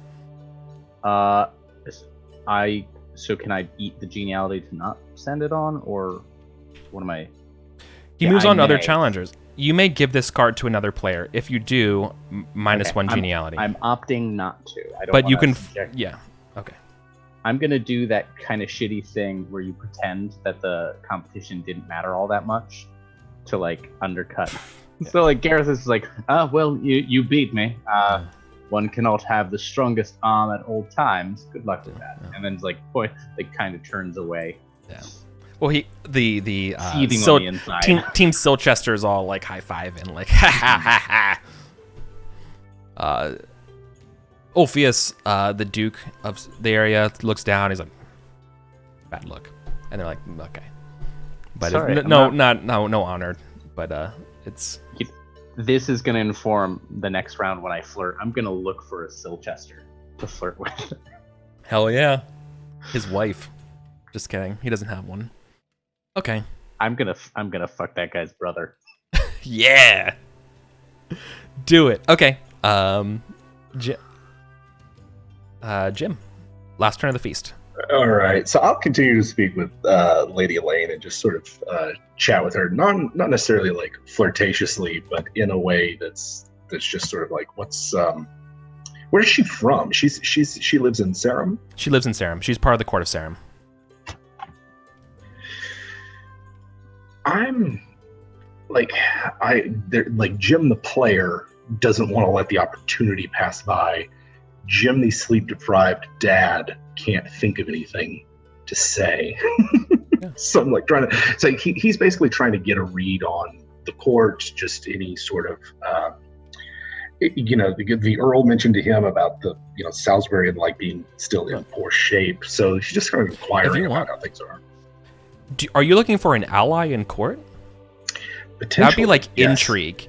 If you want, Potentially, yeah. if you just want a nice friend at court, who like that would be more courtesy. Does that make sense? Yes, yeah. In this case, I am. Let me see real quick. Let me look at my traits just because I'm not sure that Erwin is particularly like conniving or cunning in that sense, but certainly, yeah. Let's go with actually my intrigue and my courtesy are about the same. Courtesy is a little higher, so I think I'm going to go with a friend in court, and then we will see about an ally. Yeah. Later on. Yeah, that makes sense. Okay. And do I get this? Courtesy gets a geniality. Yes, it gets a geniality bonus. All right. So you should have now +2. I had the one from the round from her, and then from this round. I had 3. Right. At the start of the round, you get additional. Oh, so you have 3. Yeah. Okay. You're right. The card. Yeah. You're right. So you have 3. So you have a +3 to it. All right. Let's see. Hey, you make it. Boom! There we go. Well done. Nicely done. Crit. Yeah. That's classic Pendragon right there. Oh my god. Yeah. All right. Sweet. Awesome. Yeah. Good shit. Then we have it. That works out. She's like, yeah, she knows that you're spoken for and stuff, but she will say. In fact, I might even introduce I mean, if it's possible, Glessic and Elaine, just to, you know, keep appearances. Oh, they know each other. Okay. Yeah. This isn't the first time Lady Elaine's got herself in hot water over sleeping around with people. Well, then Erwin will tread cautiously. Yeah. That's fair. With his Garrett 13 is romance. not married. That's true. That's true. Do you want to hook them up? Lady Elaine. I would not. Actually. Want a wingman? Wingman into Gareth? I'll give him a bonus. I will. I'll give him your geniality. Tingrid. It's a dig at Tingrid. Yeah. Oh my god, it's even better. You want to do it? Yeah. Okay. Yeah. So here's I'll chat him up. Okay. All right. I will anger bang Silchester some other time. Yeah. I will save that. Okay. I will anger bang Silchester another time. Oh, I love this game. Awesome. Thank you, Colin. That's awesome. You'll get the geniality of Sir Erwin in addition to your own geniality for this flirting role. Okay. I think in the fiction, Erwin has just introduced, been like, Elaine, come talk to my wife, and I think having just lost the arm wrestling contest, Gareth goes over and is trying to decompress from that. I missed you at the first part of the feast, Erwin. Yes, I was too busy picking horse manure out of my hair. Although I think I got it all. Tingrid was in his cups again, and I do believe Lady Elaine can explain the rest. She was there for all of it, if I understand correctly. Lady Elaine. I'm Sir Gareth of Winterbourne Gunnet. I heard about your raids earlier this year. I heard about more importantly, your brilliant poetry. Would you tell me some more poetry? I would love to hear it. She's just calling about your... Yeah. Well, as a matter of fact... I don't think it was... If you don't mind me doing a thing, I think maybe Erwin, you kind of spilled the beans a little bit about that. Oh, yeah. He's kind of a poet. Okay, so that's why she knows. Yeah. Okay, sorry. Okay. As a matter of fact, some curious events earlier this month have brought the muses upon me to write a poem about the Night of Blackberries. Ooh, blackberries. It's a strange king of the Fae that leaps astride a Destria out from blackberry bushes, scaring the small folk. It shall be a small parochial poem, but I think some merit will be in it. Next year in Sarum, I would love to hear it. You have such a way with words with your first poem. I would love to. Go ahead and make. I feel like you're flirting with her, right? Yeah. And add. So you're gonna add your geniality, Jim's geniality. So +6. So +6. You're gonna add your +5 your compose from your past compose, right? All right, so +11. As like a previous setup action for this. Mm-hmm. And this is a straight flirting roll. Yes, it's flirting. Okay, it's good because my flirting is not good actually. I needed that. I needed all 11. Oh, that is a success for you, my friend. Can I ask your intent here for the flirt? Is this to inevitably then get the Earl to wed you? That will depend. Gareth is exceedingly ambitious, and whatever fleshy concerns he may have in this moment, in the broad term, he's going to be more interested in what she offers his estate. Yeah, totally. So, like, in this immediate interaction, he's just getting his flirt on. But once he learns more about her, and he will want to learn more about her, his primary concern is more practical, ambitious, and cold. Ah, okay. Well, let's see. Let me roll.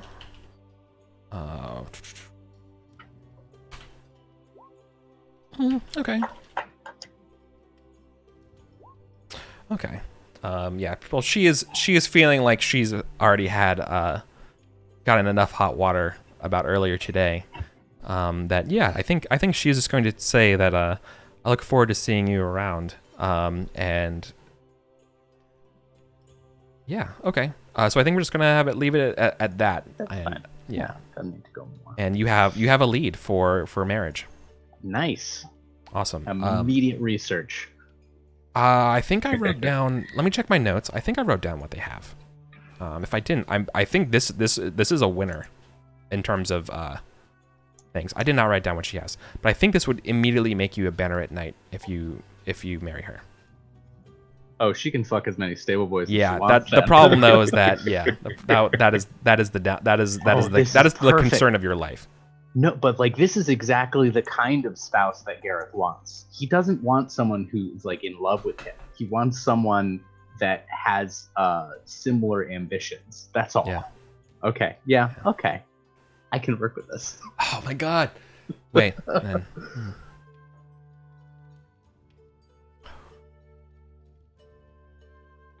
I really want to make "You Never Been Satisfied" joke, but a reference. But I think we're cool with leaving it at that.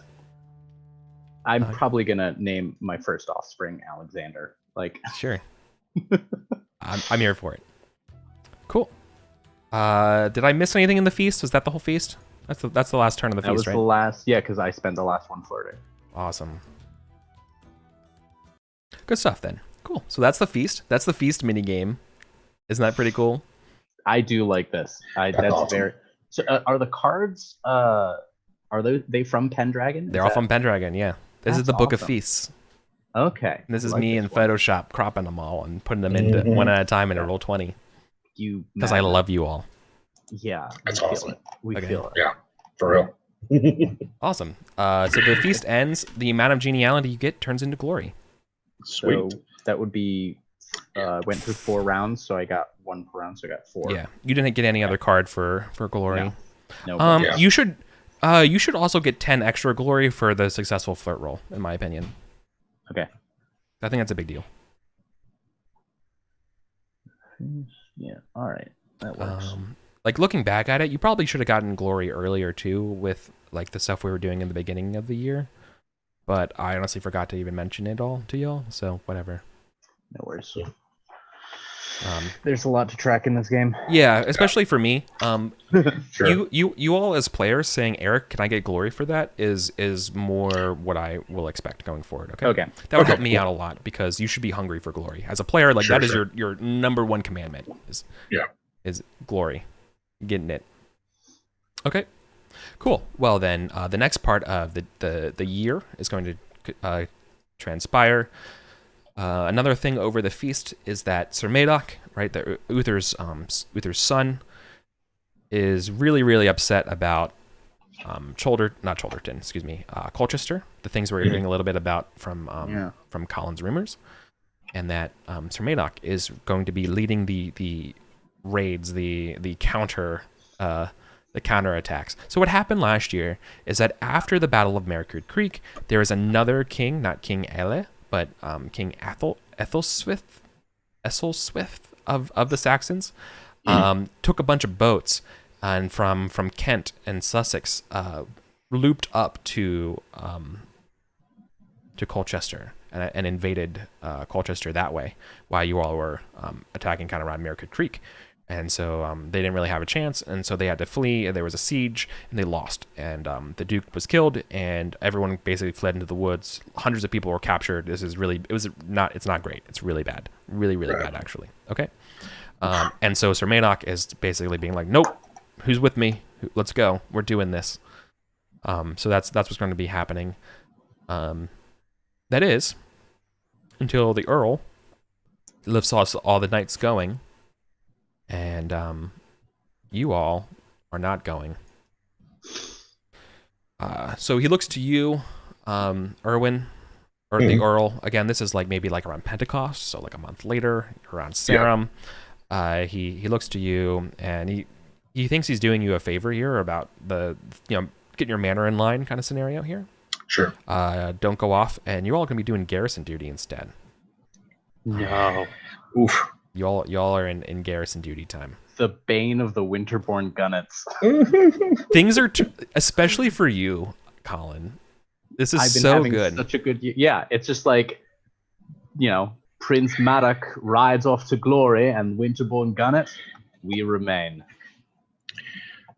Oh. Someone has to protect the manors. Someone has to deal with new dogs. Dog. Quiet these hounds. How's that new dog breeding program? Yeah, this is the dogs outside my wine cellar right now. Right. That's so good. Accompanying you all on garrison duty will be Sir Lycus again, right? The old wolf. He's out with you all, as well as the new knight, Sir Madoc.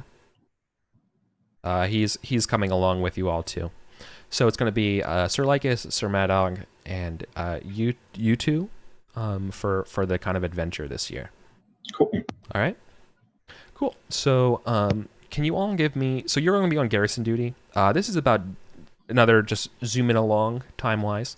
Garrison duty will last anywhere between 30 to 65, 85 days or so. It's not really recorded, but typically a season, right? Of patrols around. And I'm just trying to allude to the fact that it's been over half the season. It's been really, really boring. Mm-hmm. And that's along the way of your all's patrols. This is off towards what's that? Cornwall. So this is towards the south. I'm gonna bring us over so we can see the game screen. Britain full. So you all know what I'm talking about. So if we're in Salisbury. You all are moving somewhere over the other side around Somerset area patrolling. Okay. So those kind of near the big old woods down here, the Modron Forest. Yeah. Both of us, all three of us, D&D. Yeah. Mm-hmm. Okay. All right. Cool. So, anyways, along the way, an old man flags you all down. And stop, good sirs, stop, please. I require assistance. And Sir Lycus just kind of rolls his eyes, garrison duty. Mm-hmm. What does the man look like? Please. He looks like an old shepherd or a herdsman. Folklore wise, I don't know, just peasant, lowborn. Sure. He talks with kind of a funny accent, but if you want to make some sort of test or something like that, you could. Otherwise, it's just what he is, right? Gareth aside to Erwin, just a gentleman, a knight's wager, whether he asks us to track down a sheep, a goat, or a cow. Well, he looks more like a coward to me, if you catch my meaning. You think you're hilarious. He does. Everyone thinks he's absolutely hilarious. Gareth offers like that single chuff that also manages to say, "I'm very tired and sweaty in this armor." Well, Erwin's having a great time. It's Garrison duty, And Gareth hates this so much. He's like, "Go then, good man. What need have you of 4 knights of Salisbury?" well, you would see my favorite old goat. It has wandered away up a nearby hill. I'm too old to go chase it. I was wondering if you strong, vigorous knights could help me out. How did the goat get away from you then? It's a big goat, and it's, you know how goats will be. It's about the size of a cow, this goat. It's the biggest one of the flock. I have been raising it since I was a little boy in Sarum. He kind of smirks like he's supposed to. He sounds kind of important, like that's his claim to fame. Like, I'm from the big city, and now I'm a goats person. Goat breeder. Yeah. Gareth is gonna just immediately spur his horse, not because he likes this, but because I have energetic as a trait, and he just wants to get this done, and just like sooner done, less said, and just immediately kicks his horse up the hill. Right. Well, Goatmonger, we will have to go see this cow-sized goat. Awesome. Mad Dog with you, the little baby knight. Like if you all are experienced, he's literally 1 year younger than you all. He's gonna look at grizzled knights. Yeah. Yeah, he's gonna look at you all and be like, is this? I don't know. I have a bad feeling about this. Oh, what is it that you? What is it? I don't know. What do you sense? Something about that old man. Yes. Usually, and I think that this would be a moment as we're running off that I'd like to see what my fairy lore can tell me, because weird, strange encounters with random old men lone by the travelers. side of the road. Yeah. Out of character, Tracking. I had the same thought, but Gareth has no interest. Well, I've got a 10. It's a so big let's black goat. see. Yeah, I think as Gareth has said before, every goat is in league with the Saxons. That's his experience. Or Satan. Every goat. It's either gonna say down with Britain or wouldst thou like to live deliciously? Those are your 2 choices. Okay. Hey, you succeeded. Your fairy lore. There we go. Yeah. Sure. What was your intention? What was the question you wanted to ask? He just is like, Something's up with it? Strange travelers, goats the size of cows. This smacks of some kind of trickery of some kind. And as we're galloping off, and Madog makes his statement, that's what he'll try. No, it does seem spooky, and the more further you all get up the hill, the rocks give way towards broken columns, vines dangling down old crumbled sides of buildings. This looks to be like a very old, very ancient, destroyed Roman ruin that you all are kind of heading to, following the sounds of the goat. And from there, you can kind of see on top of like what we would know as a roof of one of these like dilapidated things. Like you can tell like by the old like destroyed shingles, kind of, right? So imagine that sort of like classic U-shape kind of manor kind of area. So things are a little bit flattened out. Obviously, everything's overgrown. It's been hundreds of years. But then like a goat's on top of the roof, like eating some of the lichen on top, and just going. Bah! It's a big old goat, and then kind of sees you all coming and proceeds to hop further, like away through these ruins, up further up the hill. You all can give me a hunting check. You want to give me a hunting check to go get that goat? Yeah. It is a big ass goat. Fucking goat. It's the size of a mule. I'm not a good hunter. Oh my. Yeah. Like, you don't understand how. I mean, like, if you knew this was a building, you wouldn't understand how this was able to like even stand on top of the place, right? But it's a goat. Yeah. There's always something weird and magical about goats and the way they stand. That makes no sense how they can climb and do. All right, you all are goofing. But I mean, there's nothing to recommend this as. Yeah. No. Cool. No, I'll treat this. I will treat this as a failure. of it. So it's not so much that you don't find the goat, because you're tracking it by sound, and it's pretty close by. The problem here is that by tracking it, you're not in a great position for what's to come. You hear the goat yelp, and then you hear the trees breaking kind of near you, and then you hear the sounds of large footsteps, clutched in the hands of the largest man you've ever seen. 12 feet, maybe, like impossibly big. Basically naked, except for a huge, like kind of like antler kind of helmet in his matted hair, tattoos running down his face. In fact, one of them kind of remarks and looks almost like an eye next to his other eye, like it's an interesting tattoo. And he's just caked in mud and grabs this goat and looks at you all, and you all are caught by surprise as your horses immediately reel. Can you all horseman checks? You said 12 feet tall. Yes, like this is literally the biggest man you've ever seen in your entire life. Like impossibly big. I hate it. Yeah. This Sir Lycus goes, oh shit. Mad Dog's like, I knew it. I knew he had a bad feeling about it. Oh no. Okay, right, you get thrown off your horse. Erwin gets thrown off his horse. You get thrown off your horse. You take a d6 points of damage. Right. Which can't beat. Actually, can't hurt you. Can't beat your armor, so that's fine. So you're just thrown off your horse. That's all. You were thrown off your horse. Let's see. I have the roll for Mad Dog. Erwin's luck. Erwin's luck. That's fine. That's fine. Mad Dog keeps his horse. Sir Lycus is pretty much going to be. Sir Lycus is a god. Yeah, that's. Yeah. Okay. Oh my gosh. So this is going to sound very... Sir Lycus is going to pull a John Madden here, but really the intention of this is that Sir Lycus seems to be the most prepared of all of you for a fight a foe like this. Sure. Slight backstory. Sir Lycus is...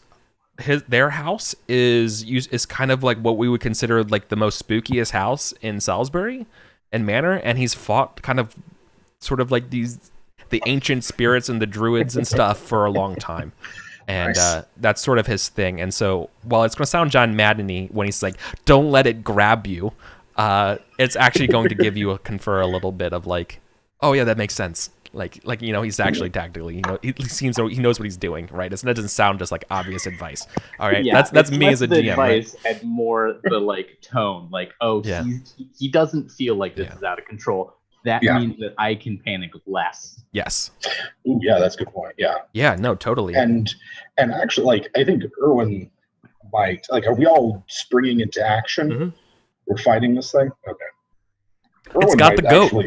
It's got the goat for one. We can't let it have the goat. If anyone's gonna kill that goat, it's just holding it. Us. It's holding it by its long horns, right? And it's just like limping, like it's like. That's Sarum's goat. That's the Earl's goat. The goat of Sarum. Yes. And Erwin is just glad he presents a smaller target, not on his horse. Such optimism. Right. All right. Awesome. Yeah. Cool. Right. What do we do? This is a giant. Gung ho. Fuck this giant. So, Gareth is about it. Yeah. Terrified. Mechanically, this is a giant in the game, but I like the. Is it a giant though? Sure. Yeah. Is it that we're going with this right? thing? Just good grief. Like a big old, just a big old bear of a man. Goliath. Yeah. All right.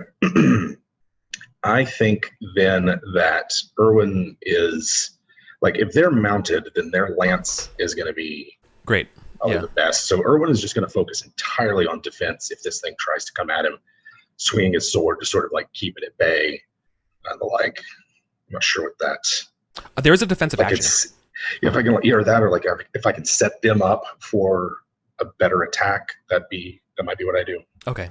I don't think there's a setup action per se to help somebody, but there is the defense action, which gives you a you add +10 to your attack, but in exchange, you don't do any damage on a success. The idea though is that on a you can almost like you're trying to ensure a partial success so that your shield can help you eat whatever it's going your way. That's the power of that. I'll do that. I'll do that then, because while I'm smaller target, I do not have the mobility of a horse, so I'll focus on defense. Okay. This is also the game, Jim, where that may not be the best idea. You would want to stand up for sure, because mechanically they get a +5 to hitting you. Oh, sure, yeah. For that, I mean, he'll get on his feet. I imagine he's like on his feet, draws sword, shield, and is like dancing around. It's a third-person cover shooter. Yeah, kind of like that. Okay. All right. Cool. Run the cover. Exactly. All right. Cool. So he's going to grab the giant's going to grab a small, like what we would consider a tree, right? Like a huge branch, and then he's got a goat in one hand, the branch in the other. And all right. So you're going to be kind of So you're going to stand up, but you're going to be defensive. Yes. Okay. Colin, what's charge? Charge. Oh yeah. Right at it. You have your horse. I think that's going to require a valorous test from you. This is the biggest, baddest dude you've ever seen in your life. Yes, but I want to test honor because... Sure, power yourself up. Yeah. He needs to hold on to something. Oh, yeah, right. All right, so I got the +10. You're not throwing away your shot. I get it. Nope. Yeah, no, that makes sense. So you passion up your honor. That makes sense. Bonk. You crit your valor. Nice. So, Mark, check valor. Hell yeah, you are already checked. Oh yeah, that's right. But that's awesome.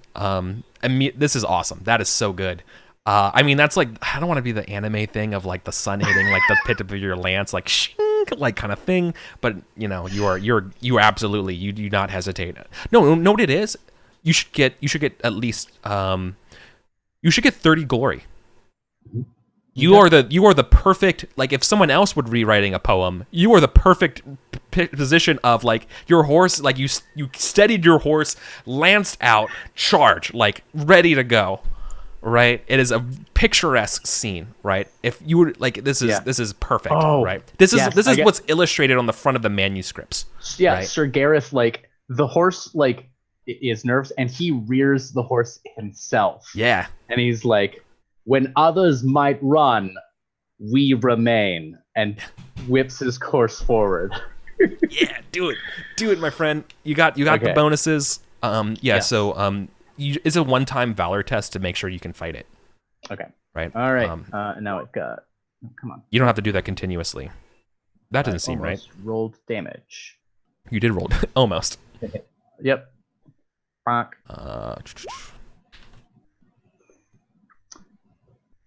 Not a crit. That would have been a crit. Well, I fumbled it, so that's awesome. Yeah. So I think what's going to happen is, I think he's going to fall prone, right? Fighting you, like he tries to go over you, and you get him like in the leg, and so he falls, because he just completely fumbled that shit. Yeah. That's awesome. So do your damage, 18. 18. This thing is full of armor and hides, but you are able to get some hits in it. This is, by the way, just so you know, stakes-wise, what's going on. This is a very dangerous encounter. This could kill you. This could easily kill a knight. No joke. Seems like it. Okay. Cool. Just so you know what's at stake here, so you can prepare and don't hold back. This is genuinely a very sincere fight, and let me get some sufficient dramatic music playing. Dun, dun, dun. Well, now that it's prone, that's a different story.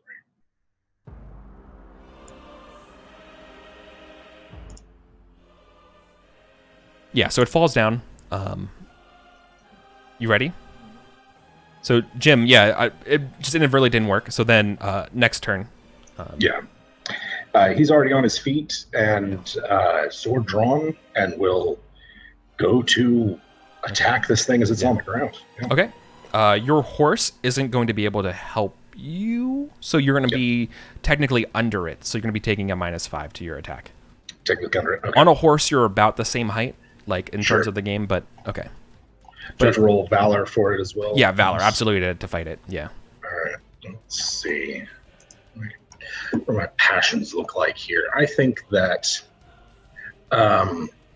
honor is probably also something I'd like to call on, because for Sir Owen, this is garrison duty. This is he's had a bad year, and showing himself well and quitting himself well in this fight would be important. Oh yeah. Let's see.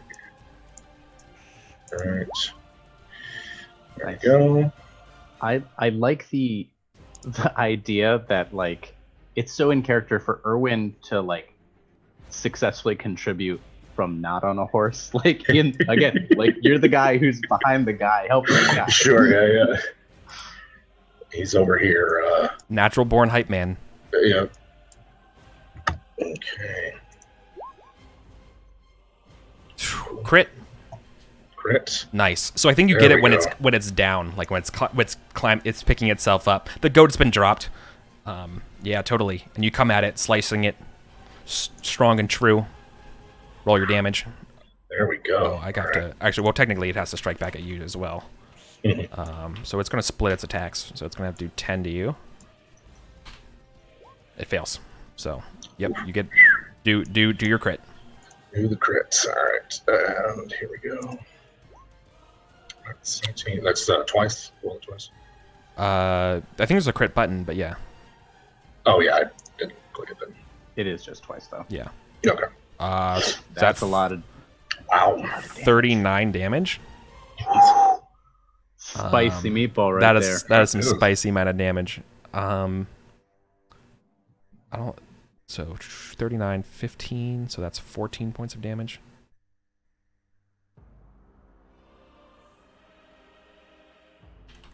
You got a calculator. Okay. Yeah.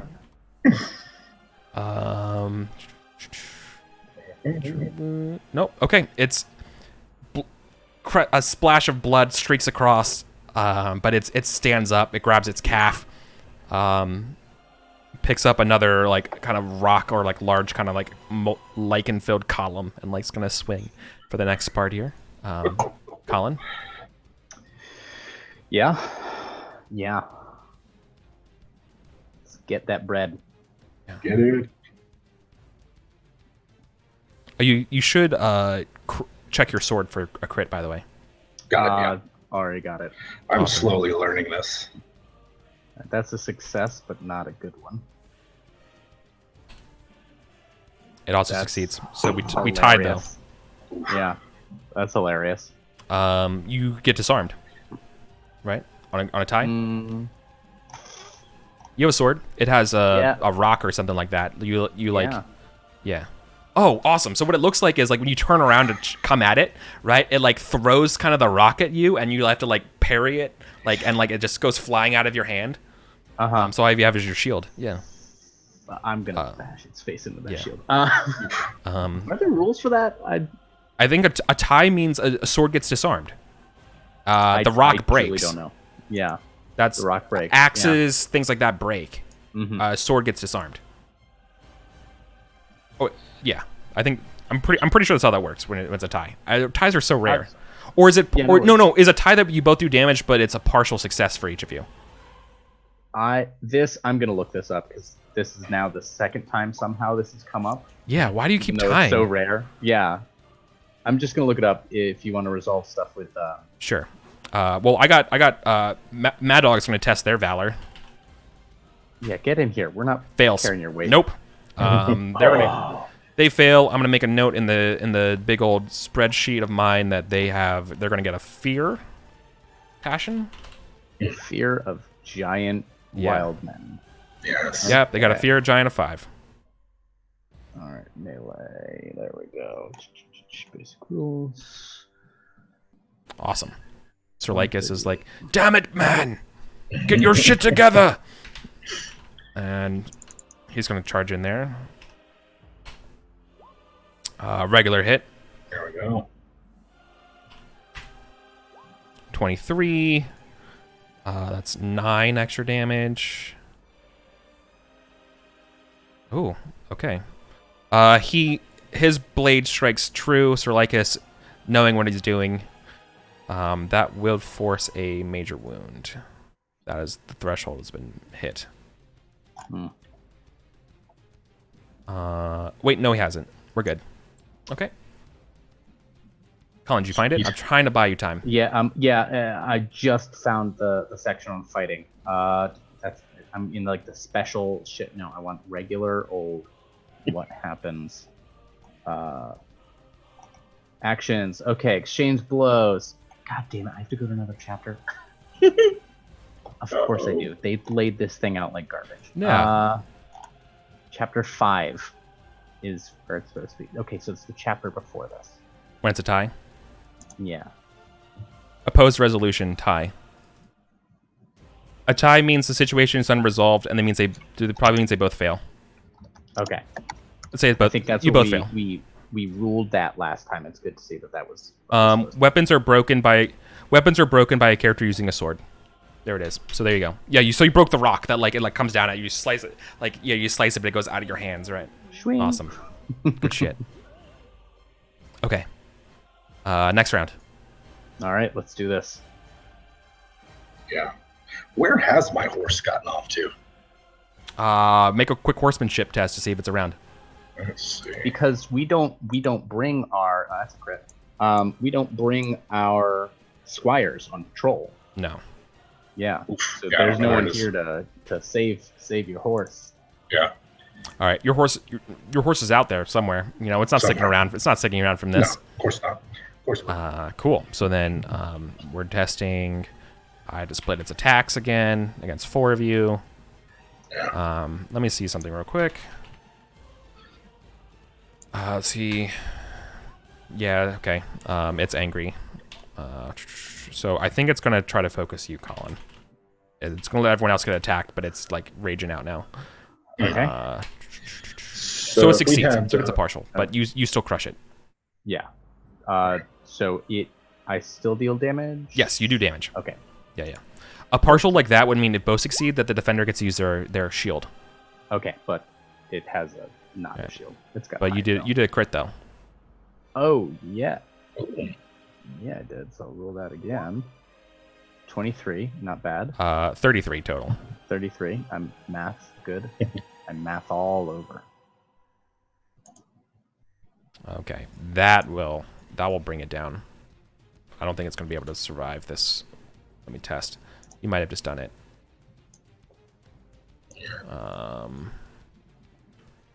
It's got to roll. I think it's going to roll against its HP left. Oh, so it might actually still stand. Yeah, no, it's still up, but it has a major wound. Yeah. Okay. We're going to move in. I don't keep the passion bonus from last round, do I? Yeah, you do. You keep it for the Okay. duration of the fight. Okay. Well, in that case. And I think last time I might have miscalculated it as that's just a hit. It doesn't fight back at you. It used its attack against Colin. So, Yikes. And nicked it. yeah. Well, that's not enough to get through its armor, through its hide, through its skin. Damn. That's a bad roll. That is. And that's a thick hide. Mad Dog. This thing is Yeah. this thing is just a big chunky boy. Nope. Mad Dog can't even get close to this thing. Come on, Mad Dog. Sir Lycus. You know, Gareth might just have to introduce this knight to a moat as well. That'll be his thing. That one, they succeed. That will do it. That'll do it.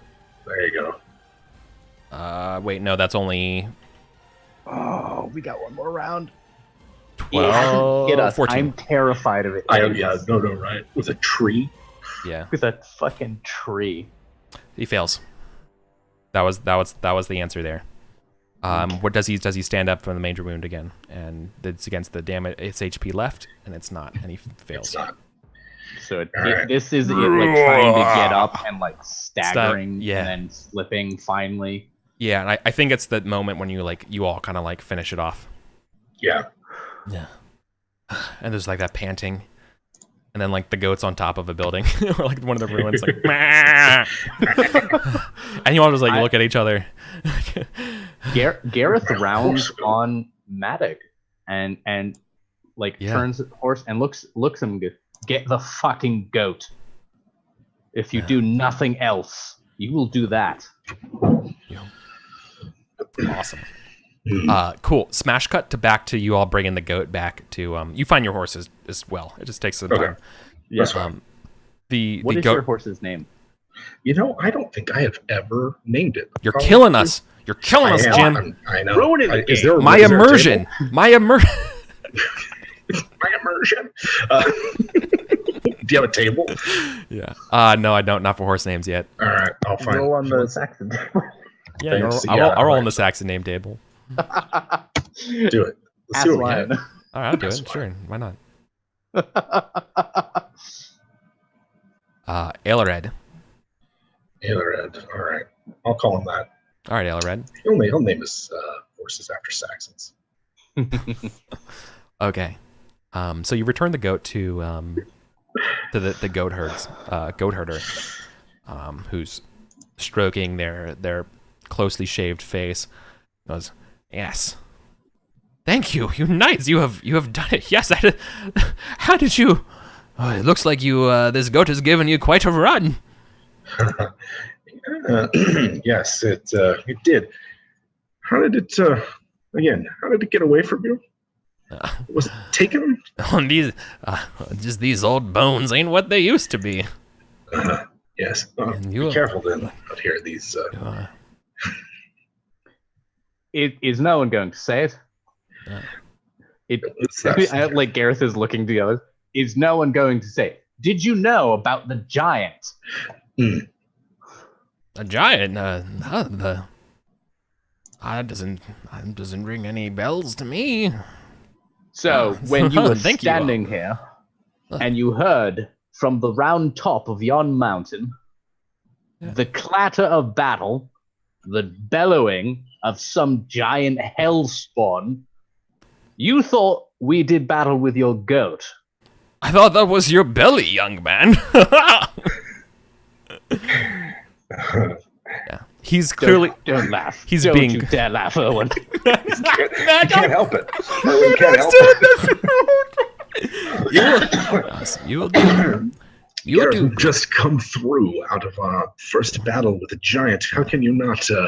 How can you not see the joy in this and humor in the situation? The old man's clearly hard of hearing. Old wolf, if you would indulge me one more time, Sir Lycus, I would need the assistance of these two strong men. Pointing to you two. Please, come join me. You'll do. Certainly. Then, I mean, if Lycus is telling us to go do it. Yeah. Lycus, yeah. Lycus looks a little bit strange, like, a little strange to you. I was like, yeah, go along. You should leave your horses, they say. Leave the horses. Yeah, and that you all just come with him on foot. All right. Gareth is like, he's in a good mood because he did really well, but he doesn't like. This is weird. Yeah, he doesn't like having to think about things like this. Yeah. That don't make sense to him. If it doesn't make sense, he wants to hit it or ignore it, and he can't do either one right now. Sure. I think Erwin is just excited. This is an adventure. This isn't flooded fields. This isn't not in the vanguard because you didn't impress the Earl. Mm-hmm. This is what he has been signing up for his entire life. What he thought he was going to get to. Would you like to do a fairy lore test? Oh, certainly. Because you did one earlier, and so I think this kind of accrues that. But give yourself a +5 because you did succeed earlier about fairy lore stuff. Here's a question. Someone in chat asked if we took like the head, and I don't know this. Is like taking trophies a thing that knights would do? Like, because this isn't not really clearly like supernatural either. No, I can't imagine just chopping someone's head off and that being a knightly thing. Yeah, I'm assuming there's some kind of pagan holdover or something. Yeah. I think the testimony of Lycus and Madig is probably enough for. Yeah. Okay. Well, it's just as you said, Jim. Erwin's thoughts are true. That like, well, I'm just excited to be here. This is awesome. Yeah. Cool. I mean, there's clearly we should be careful, but this old man. So let's follow him. Yeah. I think Erwin's attitude is probably softening up Gareth a little bit. As soon as they get off the horses and like into the woods, it's like, okay, I'm not saddle sore. Let's see where this goes. You two, can I indulge you two for like maybe 15 minutes over the normal time? Yeah, I'm fine with that. Okay, Yeah. cool. I just want to ask. Okay, cool. So what happens now is you all begin to go on a journey, and the woods go less and less like maybe like Ridley Scott's Gladiator, like kind of gritty Academy Award trailer, and a little bit more and more and more like Ridley Scott's Legend. The woods get a little bit more like springtime is in bloom here. As you walk through the woods, it feels like the grass that is that pale, almost desaturated look gets more and more colorful. A little bit more radiance in those little like god rays of beams kind of cut through the trees. As you hear the lapping sounds of water brushing ashore to a lake nearby. And you two and this old man arrive towards this lake. And the old man takes you over, and there is a rowboat or a barge that is kind of prepared on the side of this lake. Are we going to have to navigate that? I'm not much of a boatsman. I am. The Winterborn Gunnets have to navigate the Winterborn, don't we? Yeah. Of course. Good. I was hoping between you two there would be a strong boat arm. Good. Yes. Yep. Take me out to the middle of this lake. Do it. Gareth, I'll follow your lead.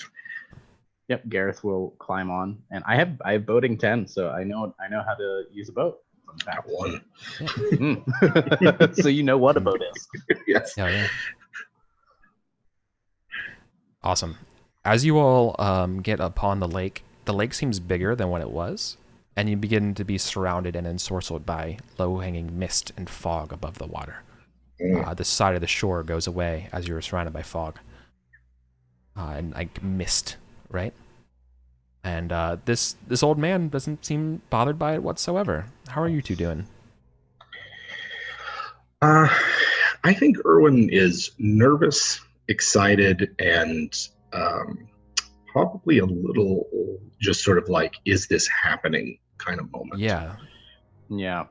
I think that's also similar to how Gareth is feeling, right? Like I said, he's used to a very practical life, and we've left that behind in a very clear way. And so part of him is annoyed at that. It is like the dreamer who wants to wake up, and the other half is like, let the dream be a dream.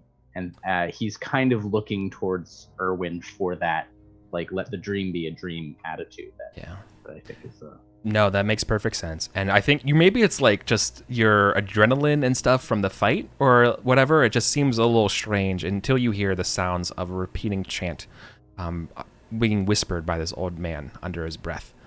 Anal Nathrak, Oth Bahi Bethad, Du Kaltema, Anal Nathrak, Oth Bahi Bethad, Du Cheldema. And the water begins to kind of bubble as you all get further into the lake.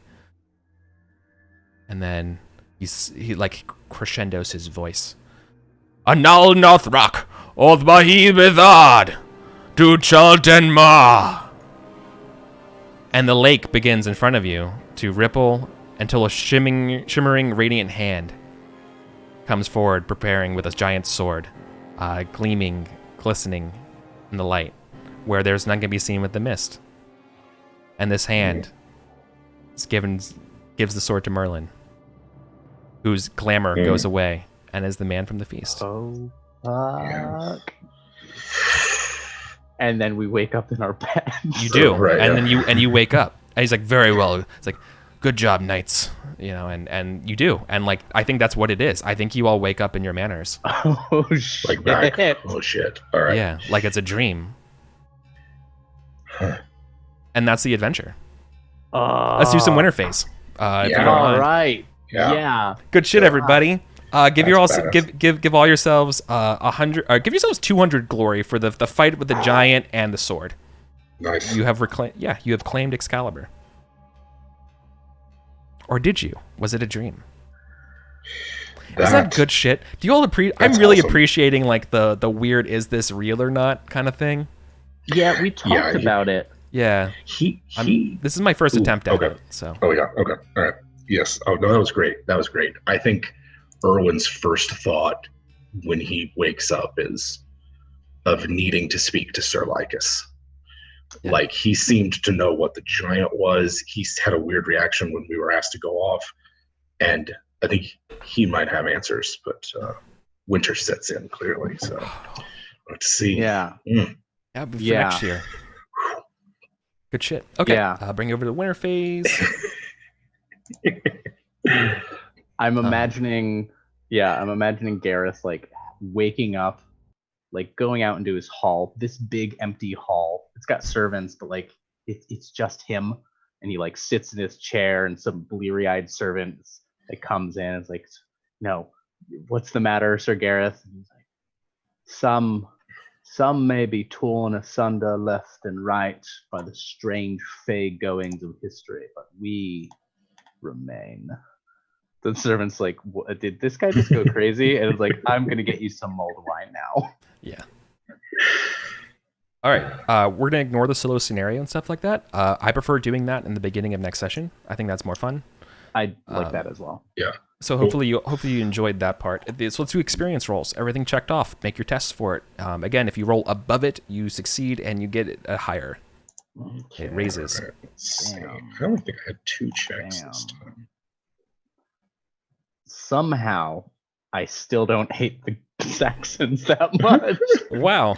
Your hatred did not raise. Okay. Yeah. All right. Looks like hospitality. Wait, you got to roll over it, yeah? Yeah, you got to roll over. Okay. Like So it gets Black more. Hack. Yeah, it gets more and more difficult. Yeah, is the idea. Oh, yeah. Cool. Um, All right. In general, it's most people raise their passions by selecting the experience thing at the end. Yeah. By getting the +1 or whatever. Hey. Yep. So battle. it goes up. Hey, nice. Yeah, that's the one I'm interested in too. We're gonna ignore aging because you all aren't 35. Right. I will do in the GM prep that I'm gonna run sometime this week. I will go through the aging and stuff for other nights. Because I have a big old Excel spreadsheet of a bunch of nights. Oh, of course you do. Cool. Yeah. Yeah. Listen, if you don't have an Excel spreadsheet when you're DMing, then like, what are you doing? Yeah. Oh, and I got to do Valorous. There we go. No, I don't get more Valorous. Okay. See if I can show some of it on screen right now. It's got this bad boy. No, I need to roll Cruel. That's the last one.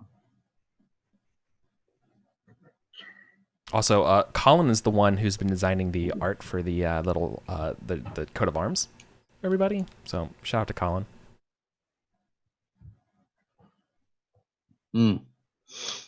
Okay, I think I've Yeah. I've hit all my advancement rolls. All right, Jim, have you gone through your advancements and hit all of them? Yeah, I only had 2, and one of them advanced. All right, here's the next part: household member survival. This is going to be difficult for you for your kid because you're not doing the normal thing. You're poor, so you're getting a -5 at the top of the sheet as your income level. Everyone else is considered normal. That's up here, so you're gonna be rolling at -5. Okay. And that's a 2d6 roll. So you're gonna be rolling. No, it's a D20. V20. All right. So let's see. This is for your child. So your kid first. 18. They're safe. That's 5, 13, safe. It's only a problem if you roll 1. Gotcha. All right. And I'm rolling for. You gotta roll your wife too.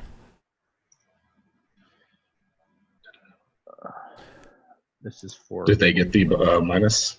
Yes. Oh, They live in your manor. you certainly do. And it's poor, so it represents the whole year. A second you don't- roll. yeah. So I got 7 minus 5 is 2. It means I have to make a second roll. Yes. Okay. And then is that the penalty apply to that as well? I don't think no. Oof. They're dead. They're dead. Classic dies. Classic is dead. Wow. Yep. Did I do it? I wonder what was she ever talking about? No, I didn't. Okay. Everyone's good for me. Okay. How did they die? We get to do that. There's a how did you die table. Let's see it. Oh, here, I see it over here. It's on the right. So roll a d6 for me. 5. Other. No, violence. Violence. Oh. Roll a d20. That's... Are we gonna get like a feud? Some Hatfield and McCoy shit? 14 pregnancy. Oh no, in childbirth. Well, that doesn't work. Re-roll because she wasn't you. Wait, well, did we roll to see if you were? No, yeah, you failed. That's in the survival table if you're pregnant. So roll again, because roll another d20. Or you. Okay, I will let you. It could make sense though that like you were going to have another kid and then you lost both. And that's true. Yeah, I can see that. Okay, wait, let's say that what happened. Yeah. That makes a lot of sense because you were doing your best to keep the place alive, but it was that. All right, so she dies in childbirth to a second child. And for the record, the way we're doing it in the game is that if you are married to a man or somebody, you still can die in the childbirth. It's just how we're doing it, okay? Yeah. Because I think that's totally fair and legit. Oh, man. So like getting yourself a fine male steward doesn't save you and save them. This is why you marry a lot and get a lot of kids. So you're going to be eligible again once you grieve. Mm-hmm. Stable rolls as well. Okay. Here we got 4. 1d20 for each horse owned. On a 1 or 2, it dies. Otherwise, it lives. We're good. Horse lives. I don't think your horses are older than 7. I think they start at 5. So they should be 6. Yeah. How many horses but do you I have? are poor, so it's -3. -3, yeah. How many horses do I have? Just the one? You have 3. 3. Should have your charger and 2 bouncers. Yeah. Ooh, 6 - 3. That's okay. Okay. Yeah, 1 or 2. 1 or 2, they die. Gotcha. There's slim pickings for you, friends. Mm-hmm. Colin, how are you doing, Colin? All my horses are good. Okay, cool. It's a question of whether I'm going to seek to marry Elaine. Do you want to remarry right now, Jim? Does Urban want to remarry? Get that dowry. Kinda, yeah. Yeah, he kind of does. It's his situation's in dire straits, although I think that he has learned his lesson about marrying for love. And this is twice now that it has burned him. And so he is looking for a more advantageous arrangement. I don't know how that plays out in the rules. If someone were directing this TV show, we would get mirror shots of the first marriage, but it would be with like a very gray filter and like a just total Kubrick stare from Erwin. God, that's good. Yeah. I know. We were all helping. Big Spoon I know, chat, right? We're all rooting for it.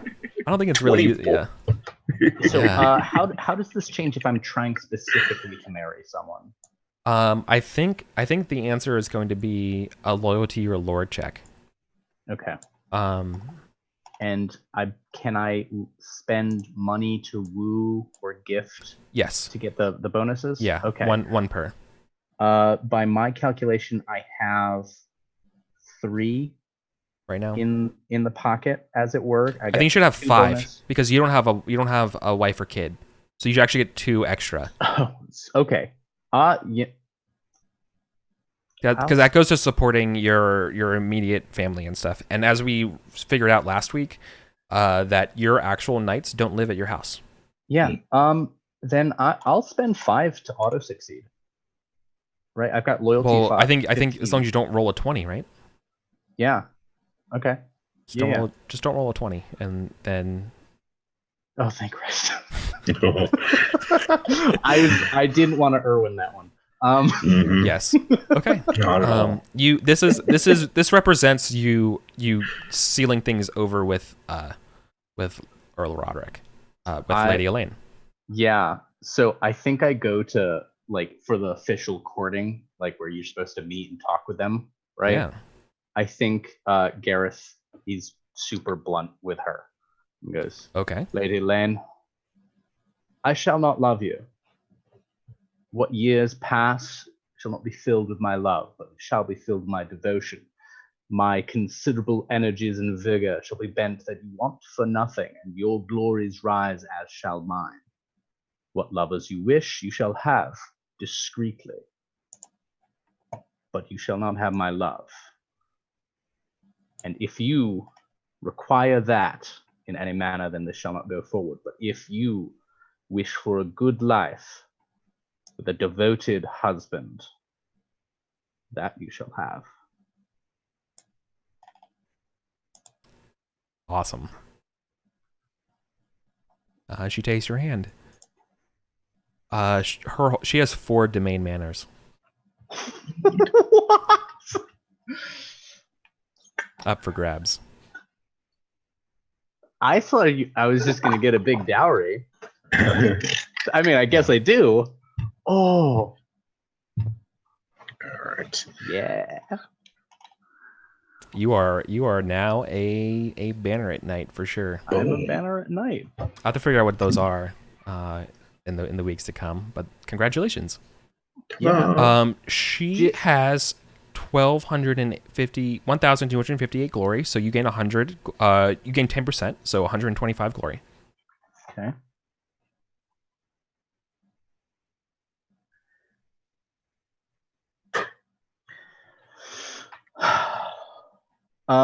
Question for Jim. How does Erwin feel about Gareth's successes?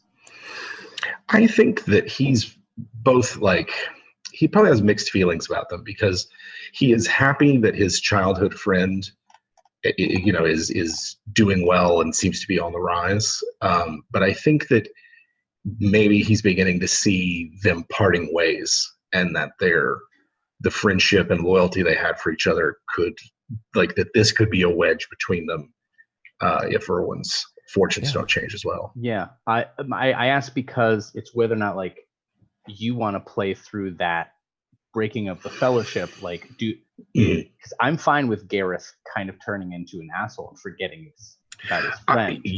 I think it makes for your passion decreases. Yeah. No. Okay. Yeah. I'm okay with that. Yeah. That passion. That oath. Well, I think it makes for a really cool just sort of tale, because it's like there's that, there's the, the hunt, the knighting, the bond, the sort of like this intense moment of emotional sort of vulnerability. And then it just, now we're knights and have to deal with like the actual reality of being a knight. And that just gets in the way and starts clouding all of that.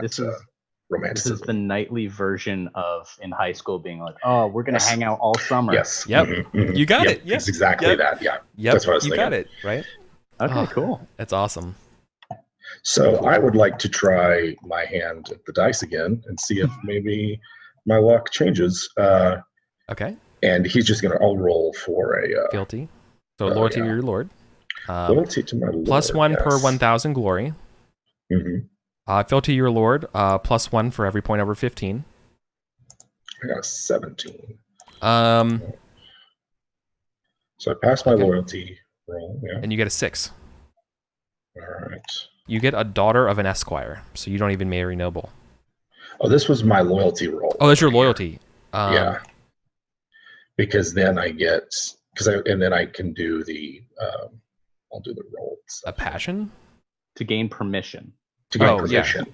So you just got permission. Right. You have permission. Yes. Okay. And then let's see. Now this courtesy. Roll. Yeah. Test this your is the courtesy. Test courtesy. First. Which I raised last time, but not by much. The actual who do you marry is not a skill, but testing courtesy can give you a modifier to it. Yeah. Oh my god. Nice. +1. Okay, nice. So let's see here. Right. I got 1,000 glory, so that's +1. I have 17 in my loyalty to my lord, so that's the other +2. The courtesy rolls +1. Courtesy rolls +1, and then let's see. You know what? I do have some cash. Chats are pulling for you. Yeah, I think that Erwin is going to attempt to sweeten the deal, and he's going to donate 2 of his very last meager of your funds. money. The last of your money. Oh yeah. So that'll bring it up to 6. Okay. A modifier of 6. D20 plus 6. All right. I don't want to look. I'm gonna close my eyes. 12. 18. Daughter of Vassal Nice. Knight. 18. Not bad. Ooh, Daughter of a okay. Vassal Knight. You get D6 dowry. Let's see. Better than last time. Nice. I have a couple. Roll to 2d6. The first is for the daughter, like which daughter she is, or Mhm. and then d6 for the brothers. All right. 2d6. Okay. Sure. So she's the eldest daughter, and she has 4 brothers. That is Awesome. exactly the same Yep. as Glassing. It is Steward. It's Colwyn of Wilsford. She is, or I'm sorry. They are 18, and they are athletic, and they have shorn hair. Mm. Colin of A little. What's her name from V for Vendetta? When she Natalie has her hair, Portman. Natalie Natalie Portman. Portman. When her hair is cut. Mm. yeah. He's. I think this yeah. time around, They are. Erwin They're is- they're non-binary. okay. Erwin is much more forthright, and this is a. It will be work. Yeah. It would be a challenge, but there's glory in it. Yeah. Is sort of Her how I put it. spouse just died. Like, I know. Yeah. He's like this year. this year. Erwin is distant. I worry for this guy. I worry He's for gonna this be- guy. Are you cursed? Are you just a cursed knight? I think that if it continues, he will think that he's cursed. And I know that, like, I was thinking about it earlier this week, and he might even see himself as like being bound to frayed and cursed, and we'll see. Depends. Depends on how the next few sessions go. Cool. There's rumors around your marriage already, or not like necessarily against her or them or you or anything like that. It's that it's just they got in a brawl with a local priest about something involving a poor old widow, and apparently they're whatever side of the family is his grandfather. That's all. Something super minor. Oh, Just gotcha. apparently they beat up a priest. Maybe that's just like, all right, someone who can. All right, you need to get married. Yeah, a little bit that's rough the around the story edges, yeah. back home with their dad. Like, all right, you need to get married. Right. Oh, I just so happen to know Erwin is free now. Yeah. Yeah, we met at a funeral. I forget whose. Yeah. Yeah. All right, now I have to write up this dad. Oh my God. How ridiculous this dad is. Okay. And where are they from? Wilsford. Wilsford. Um, Where that's at. Manners. It may not be on the list. Yeah, I don't see it on the. I think it's on the greater picture. I bring you. Oh, I should leave you on the winner page because we're going to keep doing stuff. There. Oh, it's the proper Logris map. What did I say? Wilsford. Mhm. Wilsford.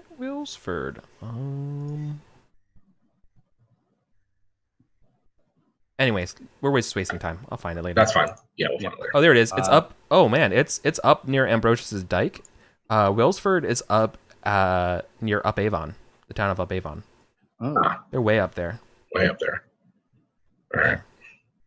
Cool. cool. Now we've got family events, and then we do our. Don't worry about family events. I will handle all that stuff. Okay. Let's do then the it's just income. training. No, we're doing the income part. Okay. So what's going to happen is I think what's going to happen for you, Colin, is that next year we're going to deal with all your extra manners. Okay, so we're just going to deal with your one right now, right? So I've already rolled the misfortune and the events for this year. I pre-generated, and that's why I asked you all earlier this week for those 2d6 rolls. Got it. And that's why you got rated, Colin. Got it. All right. So you already got the $10. What I will ask is how industrious your wives are this year. So roll industry for them. If there isn't a stat for them, I think it should be 10. Okay. Is this for classic? Because it was this last year. Oh, no. Yeah, it should be classic for the last year. Yeah, this is over the year. Okay. That's a fail. Okay. So that's fine. You just don't make any extra money. Oh, okay. Oh yeah, classic. That's, Kinda great. You get an extra $1. Classic. Their industry has earned them an extra $1 for this year for you. All right, so you get So your that's normal 11. you get your normal harvest income. I'll roll next year's manorial luck and stuff like that for what goes on. Your manorial lucks were no effect, and then your calamity and stuff was the attack, the conflict. That's why when you got raided, you snuck by everything, Jim. You just Sweet. Neo Matrix bullet dodged it all. I've already pre-rolled the weather, but we do have to modify it for the conflict for you, Colin. This is where you roll a 2d6 and take the lowest. This is because you got raided. 4. Take a 4. So yours is gonna go to 17. That's fine, and I'll change that. It's over here. It's in the. I'm looking at the manor income sheet at the very bottom. So you go to 17. Got it. Now you roll an opposed roll between your care of commoner and your hatred, subtracting your hatred of landlord. Oh. Uh-oh. Oops. My concern for commoner is 6, and it's modified by what? You saved their asses though. Let's keep that in mind. Okay. So do a love of family, I guess, or no, just roll a d6, and that's how much That's how much hate you lose. All right, so they no longer hate me. That's good. That's for showing up and actually helping them out and like saving them all, right? I'm still not. Ooh, I passed. Oh my god, that's amazing. This is the year of Gareth, as far as he's concerned. It's all coming yeah. up, Gareth. Yeah, no, that's amazing. It's not a critical though, right? No, it's not a critical. So you get -5 to your fate. So then you're actually going to get a 5 to that. Erwin, you do something similar? So care of commoners, it is commoners minus hate. Yours might be 0. Is that anywhere? It's under manor. I already pre-filled it for you. Gotcha. Is Yeah, it 0? I think it's 0, right? Let's see. I've got concern is commoners for 7. But then your hatred is also 7. And then my hatred is also 7. Yeah. So you don't get anything. So I think you auto fail. Okay. I think the only question is if you fumble. So just don't roll a 20. All right. You're fine. No Erwin. Cool. So No what happens is Erwin. the care would mitigate the fate for the stewardship for this year. Gotcha. So so their total misfortune for this year for Colin is 12. Colin, you need so it's going to be a opposed stewardship test between them. Do you want to spend the $1 to hire a steward? Yes. They have a skill of 15. That's And good. this is the year though you still get Glessig. All right, so I So- passed. All right. Well, I have to roll it now. Fortune 220 against you is under 13. I also pass. So then that I have to look at the matrix for what that result is. But Colin, or excuse me, Erwin, Jim, I need a roll for you. You're less than 13. All right. Same. Success and success. The matrix up top says if you both succeed, who won the tie? Who wins? Did you beat me tie-wise? You beat me tie-wise, and Colin beat me tie-wise. Yeah. It's a regular harvest, so you get your full 10. Cool. Good. So how do I repair those fields? They're repaired this year. Okay. That's what your peasants were doing. That's what Glessig was getting done. Like, Gotcha. yeah, she doesn't write it worked down. herself Yeah. to death. She worked herself to death. Yeah, she was making sure just doing all that stuff as best she can. Cool. So then that's it. Nothing was destroyed.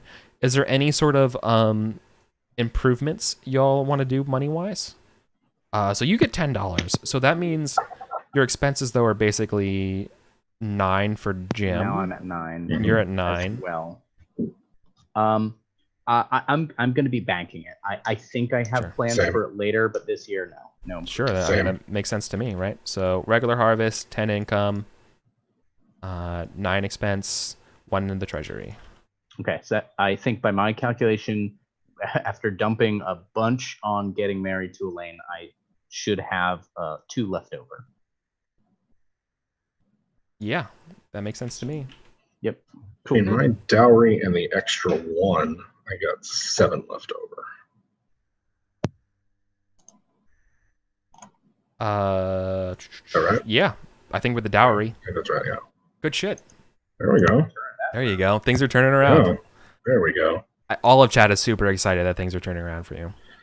Poor Glessic, though. That's I just know. a shame. That was we kind Should of build glossed a over a little. graveyard. That is you Yeah. married for love this genius who Mhm. like single-handedly turns your estate around. Then they die. And they died. They and worked he- so hard. Immediately remarry. Yeah. The marriage to Colin is Pendragon. such a different affair. Mhm. I think, and he sees it more as a dire emergency, Yeah. not a. Yeah. In his heart, he still grieves. I mean, who's gonna look after your boy? Who's going to look after the boy? Come on, Gothrin? Gorthrin. Gorthrin. Yeah, Right? Gorthrin. Named him after your Gorthrin. brother. Yeah, named Yeah, after my your younger brother. brother. Who died in the Battle of Mercury Creek. What a game, y'all. What a game. Such a I think- brutal couple yeah. of years. I will roll the rest of the luck and stuff. Do you all want to roll the 2d6s? Is that fun for you, or do you want me to surprise you all? Is that fine? Like, I don't want. It's fun. Yeah, sure. Yeah. Both of you roll 2d6 right now. And that's for this is going to be the fortunes and everything for next year. Because then I spice up the year. I like pre-doing it now, so I can spice the year with events and stuff. I precede it so things can happen around the different times. So awesome. I will look at those rolls in the future and see what happens. I think those are good. So I can reading the bones right now. Anyways, thank you for indulging me. I said 15 minutes. You gave me 25. Sweet. You are very nice. Checks to your generous in real life. All right. And chat has been amazing. We've all been laughing and excited about this session. Yeah. Thank you all. Tell your friends. Yeah. Hopefully you all really, really liked it. I thought this was a great session. This is peak Pendragon. Yeah. This is good This is shit. really awesome. I was having a shitty day, and this turned me around. Wonderful. I'm so happy. All right. Yeah. Let's do some outros, y'all. Yeah. Oh yes, it's me. Right? Are we going reverse? Yeah, go Who ahead. knows? Yeah, Anyway, yeah, that's do it. fine. I'll go. I'll try. I am Jim Davis of WebDM. Come and check us out over on YouTube and I guess our own Twitch channel where we're talking about D&D and other RPGs and definitely Pendragon now. So yeah. Yeah. Converting it.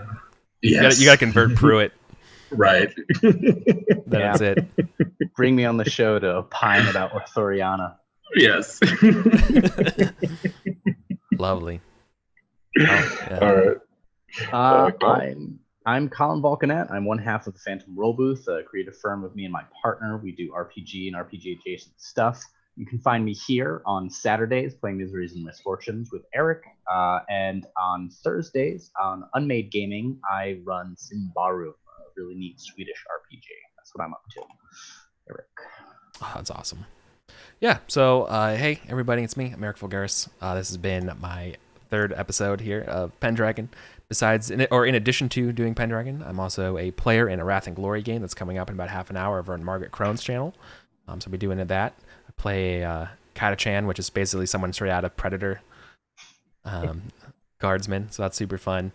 I just try to kill. Yeah, I just try to kill everything with a knife. But other than that, specifically about this game, I think sometime this week you have to follow me on Twitter here to because I'm not exactly sure what my schedule's like the middle of this week, but maybe Tuesday or Wednesday, so tomorrow or the day after, I want to do sort of like go over my prep and what I do for a year, and so you all can see what it is. I wish I streamed it earlier so you can see what I do to set up a campaign. But you're just gonna have to take it from me from there. And I also need to share all of my tables that I've made and converted to Roll20. So if you're a Roll20 like pro person, you can run these scripts and just import all these tables immediately. All this that I use for creating characters and that kind of stuff, you can use it. But anyways, this has been super, super, super fun. I prep this game so much. I probably spend 20 hours a week prepping this game. I just Lord. literally, but it's just fun. It's mostly just reading other people's actual plays and stuff, and like all that kind of stuff, and finding different tables and thinking about it for you all and running down these spreadsheets. I love it. Seriously, it's so much fun, and you won't eat it up. And then you tell me about your thoughts for your characters and just how it fits so well. You all are super great, and I can't stop saying it how much I appreciate how much we vibe when it comes to the ability to like, oh, let's just treat it as a check, or like no, it's like what I'm saying is, and like we were able to like do that sort of like fractal level of play that, you know, some people, it may not be like the most thing. Everyone's used to just only talking in character and that kind of stuff, but this is like, we know we have a part of the game that's The Sims. Well, you know, we picked up you know, Merlin picked up Excalibur from the Lady in the Lake. You know, you fought a giant with garrison duty, you had a feast, you're worrying about your children. Like, we're doing the whole thing, and we did it all. Shabuya. We did it all in a session, and we did 1 year in one session today. Yeah. Cool. That's awesome. Right. Next year it's gonna be next session's 487. Time marches on. All right. So, and in the meantime, then that gives me a deadline to figure out how I get the rights to Ofer Tuna for the last session, so we can just play that forever. That's my goal. Anyways, that's thank you all so much. Seriously, super grateful to y'all to be here. Take care, everyone. Good night. Good night. All right.